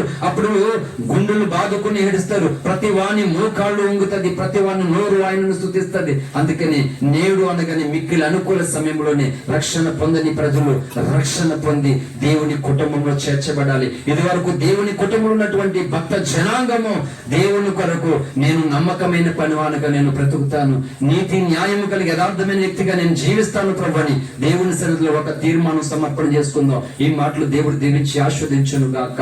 ఆమేన్. అందరూ ఒక నిమిషం పైకి లేచి ముగింపు ఆశీర్వాద ప్రార్థన చేసుకుందాం. అందరూ కూడా పైకి లేచి రెండు హస్తములు దేవుని సింహాసనము తట్టు చాపి దేవుని సన్నిధిలో ఒక తీర్మానం చేద్దాం, ఒక సమర్పణ చేద్దాం. ప్రభునందు ప్రియ సోదరి సోదరులారా, సృష్టికర్త అయినటువంటి దేవుడు భూమి మీదకి రాబోతూ ఉన్నాడంటే ఎందుకు నీవు నమ్మడం లేదు? ఏదేదో జరుగుతుందంటే నమ్ముతున్నావు కదా. ఈ రోజు షాపులు ఉండవంట, రేపు షాపులన్నీ బంద్ అంట, బస్సు నడవంట నేను నమ్ముతున్నావు. పలానా స్థలంలో భయంకరమైన సిచ్యువేషన్ ఉందంటే అక్కడికి వెళ్తే చంపేస్తారంటే నమ్ముతున్నావు. కానీ ప్రియ సోదరి సోదరులారా, మరణము తర్వాత భయంకరమైన నరకాగ్నిగుండం ఉంది. ఆ నరకం నుండి తప్పించడానికి 2000 సంవత్సరాల క్రితం మానవ రూపంలో సృష్టికర్త అయినటువంటి దేవుడు ఇవి మరణించడానికి, రక్తం చిందించడానికి భూమి మీదకు వచ్చాడు అంటే ఎందుకు నువ్వు నమ్మడం లేదు? ఎందుకు ఆయన కులం పేరిట, మతం పేరిట దూరం పెడుతున్నావు? ఆయన నేమి కోరడం లేదు. నిన్ను నాశనం నుండి, నరకం నుండి తప్పించడానికి వచ్చాడని నువ్వెందుకు తెలుసుకోవడం లేదు? ఇదే సత్యము ప్రియమైన సోదరి సోదర. ఈ రాత్రి ఎవరైతే ఆయన అంగీకరిస్తారో, ఈ సత్యాన్ని ఎవరైతే అంగీకరిస్తారో వారి ఇంటి వారు రక్షణ పొంది పాతాళ లోకం నుండి తప్పించబడి నిత్య జీవానికి వారసులవుతారని బైబిల్ గ్రంథం సాక్ష్యం ఇస్తుంది. ఇదివరకు రక్షకుని నమ్మి రక్షణ పొంది నీకు నచ్చినట్లయితే బ్రతుకుతున్నావా క్రైస్తవ సోదరి సోదరుడా? రెండవ రాకుల్లో ప్రభు వస్తున్నప్పుడు నువ్వు ఆయన ఎదుర్కోవాలి. అవ్వాలంటే నీ క్రియలు మంచిగా ఉండాలి. నువ్వు నీతి కలిగినటువంటి వ్యక్తిగా ఉండాలి. నువ్వు క్రైస్తవుడుగాను క్రైస్తవురాలుగాను జీవిస్తూ లోకంలో నీకు నచ్చినట్లుగా బ్రతుకుతే నువ్వు అన్యాయస్తుడిగా దేవుని రాజ్యాన్ని నువ్వు చేరలేవు.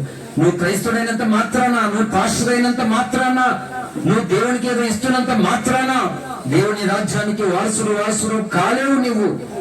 కాబట్టి దేవుని కొరకు నీతి కలిగి దప్పులు కలిగిన వారు ధన్యులు. ఆకలి దప్పులు గల వారు ధన్యులు. నీతి నిమిత్తం విషించబడేవారు ధన్యులు. నువ్వు మంచి కొరకు పోరాడాలి. నువ్వు సత్యము కొరకు పోరాడాలి. అంతేగాని నీకు నచ్చినట్లు భక్తి చేస్తే దేవుడు మెచ్చుకోడు.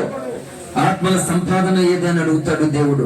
నీకు జీతం ఇవ్వాలంటే నా సిలువ మోసే, నువ్వు నా సిలువను ఎందుకు ప్రకటించలేదు, నీవు నా సిలువను గురించి సాక్ష్యం ఎందుకు ఇవ్వలేదు అని క్రైస్తవ లోకాన్ని దేవుడు అడిగితే సమాధానం ఏం చెప్తారు? అప్పుడు సిగ్గుపడితే ఉపయోగం లేదు. అందుకే అంతటా అందరూ మారు మనసు పొందాలి. క్రైస్తవ సమాజం కూడా మారు మనసు పొందాలి. ఒక తీర్మానం చేయాలి, ఒక సమర్పణ చేయాలి. దేవుని సన్నిధిలో ప్రతి ఒక్కరు కూడా ఒక సమర్పణ చేసి ఆత్మల సంపాదన కొరకు నేను ఎలాగైతే రక్షణ పొందానో ఆ రక్షణ గొప్పతనాన్ని అనేకులు ప్రకటించడం కొరకు నేను నిన్ను ప్రకటిస్తాను ప్రభువా. ఎవరు నన్ను చీకొట్టినా, ఎవరు నన్ను ఎలివేసినా, ఎవరు నన్ను తృణీకరించినా నీ సత్యాన్ని, నీ రక్షణ స్వార్థ నేను ప్రకటిస్తాను ప్రభువా. నీ ఎదుట గొప్ప జీతాన్ని బహుమానం పొందుతానని ప్రభు సన్నిధిలో మరొక తీర్మానము, ప్రభు సన్నిధిలో ఒక సమర్పణ చేసి ప్రభుకి మనం అప్పగించుకుందాం. అందరూ కూడా ప్రభుకి మన జీవితాలను అప్పగించుకుందాం, ప్రాత్మశైలు అప్పగించుకుందాం. లోకాన ధనవంతులే భూరాజులే భూమి పాలించిన లోకాన ధనవంతులే భూరాజులే భూమి పాలించిన నా శత్రువులు నన్ను తరుముచున్నా, నా శత్రువులు నన్ను తరుముచున్నా, నీ చేయి అందించి నడిపించుము, నీ చేయి అందించి నడిపించుము. ప్రాణమున్నంత వరకు నే పాడగా, జీవమున్నంత వరకు స్తుతించెదా. ప్రాణమున్నంత వరకు నే పాడగా, జీవమున్నంత వరకు స్తుతించెదా. నీ నామం కొనియాడి దినమెల్లా పాడెదను, నీ పలుకే నా స్వరమే జగమంతా చాటెదను. నీ నామం కొనియాడి దినమెల్లా పాడెదను, నీ పలుకే నా స్వరమే జగమంతా చాటెదను. ప్రాణమున్నంత వరకు నే పాడేదా, జీవమున్నంత వరకు స్తుతించెదా. ఏ ప్రాణం ఉంటుంది కానీ నేను ప్రభువుని కోసం ప్రకటించాలి. నీ మాట తెరవాలి. నువ్వు మౌనం ఉండడానికి వెళ్ళలేదు. ఎందుకు రక్షణ పొందావు, ఎందుకు దేవుని దగ్గరికి వెళ్తున్నావో తెలియని విషయాలు కూడా నువ్వు అలా ఉండడానికి వెళ్ళలేదు. ప్రియమైన సహోదరి సహోదరా, నువ్వు అలా బ్రతకడానికి దేవునికి ఇష్టం లేదు. నువ్వు లేవాలి, పైకి లేవాలి, రక్షకుని సువార్త ప్రకటించాలి. శిలువైన క్రీస్తుని నీ జీవితము ద్వారా అనేకులకు ప్రచురించాలి. నీ సిల్వ చాటున నన్ను దాయుము, నీ సాక్షిగా నన్ను నడిపించుము. నీ సిల్వ చాటున నన్ను దాయుము, నీ సాక్షిగా నన్ను నడిపించుము. నీ చేతి పనులను వివరించుట, నీ చేతి పనులను వివరించుట, నీ వాక్యమును నేను ప్రకటించుట, నీ వాక్యమును నేను ప్రకటించుట.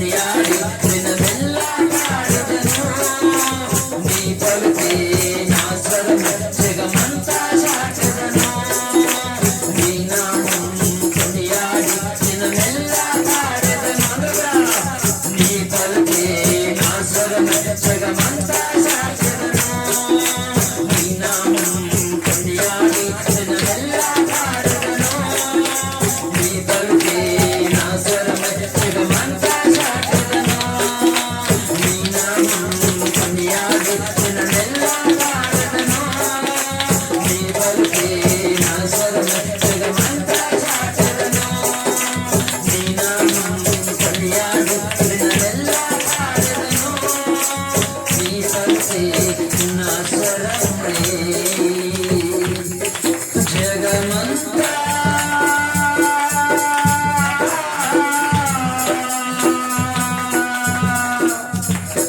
చాటెదను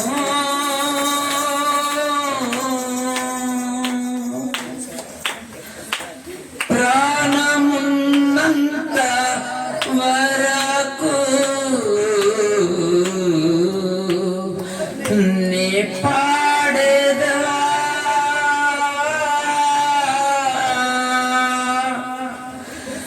జీవమున్నంత వరకు స్తుతించేదా. ప్రియ క్రైస్తవ సమాజం, రక్షణ పొందినటువంటి నీవు రక్షకుని ఆలోచనకు దూరంగా బ్రతకడం దేవుని చిత్తము కాదు. ప్రజలు ఏమనుకుంటారు, పాస్టర్లు ఏమనుకుంటారు, ఇంట్లో వాళ్ళు ఏమనుకుంటారని భయపడుతూ రక్షణను నిర్లక్ష్యం చేస్తున్న క్రైస్తవ సమాజమా, జాగ్రత్త. ఇదిగో నేను త్వరగా వచ్చొచ్చు ఉన్నాను. ఆయన వచ్చిన తర్వాత నువ్వు ఇంకేం పని చేస్తావు? చేయడానికి ఏమీ లేదు. కనుక ఆయన రాకమునిపే ఈ లోకం కొరకు ప్రయాసపడుతున్నటువంటి సోదరి సోదరుడా, దేవుని కొరకు నీ ప్రయాసమేది? దేవుని కొరకు నీ ప్రయాస ఎక్కడ? కనుక లే, నశించిపోతున్న ఆత్మను సంపాదించడం కొరకు మొదలుపెట్టు. నోరు తెరచు, దేవుని ప్రేమను చెప్పు. రక్షకుడు కాచిన రక్తమును ప్రచురము చేయడానికి ప్రభు దగ్గర ఒక తీర్మానం చేద్దాం, ఒక సమర్పణ చేద్దాం. ఆయన వచ్చేసిన తర్వాత నువ్వు సంపాదించేది ఏమి ఉండదు, నువ్వు ఆత్మల కొరకు స్వార్థ చేసేది ఏముండదు. అప్పుడు నీ తప్పులు ఒప్పుకుని సరి చేసుకోవడానికి ఏముండదు. ఇదే మిక్కిలి అనుకూల సమయము. నీవెవరైనా సరే ఇదే అనుకూల సమయం. నీ జీవితాన్ని మార్చుకుని నిత్య నరకము తప్పించుకుని మోక్షములకు వారసులవడానికి ఇదే రక్షణ పొందడానికి అనుకూల సమయం. అలాగే నీ రక్షణ పొందినటువంటి నీవు నీ జీవితంలో యథార్థమైనటువంటి భక్తిని కలిగి దేవుని కొరకు దేవుని చిత్తము నెరవేర్చే బలవంతులుగా, బలసూరులుగా, సూరురాలుగా జీవించడానికి ఇదే మిగిలి అనుకూల సమయము. గనక ఈ రాత్రి దేవుడు మనకిస్తున్న సందేశాన్ని మనం అనుసరిద్దాం, మన జీవితంలో పాటిద్దాం. దేవుని సన్నిధిలో సమర్పణ తీర్మానం చేసుకుందాం, ప్రార్థన చేసుకుందాం. ప్రార్థన శిరీష ప్రార్థన చేసేటువంటి వాక్యం కొరకు, అలాగే ఈ కుటుంబానికి దేవుడు క్షేమాభివృద్ధి కలగజేసి ఇంకను ఆయురారోగ్యములు ఆశీర్వాదములు దేవుడు కలగ చేయనట్లుగా చెల్లి శిరీష ప్రార్థిస్తుండగా అందరూ కూడా ఏకీవిద్దాం.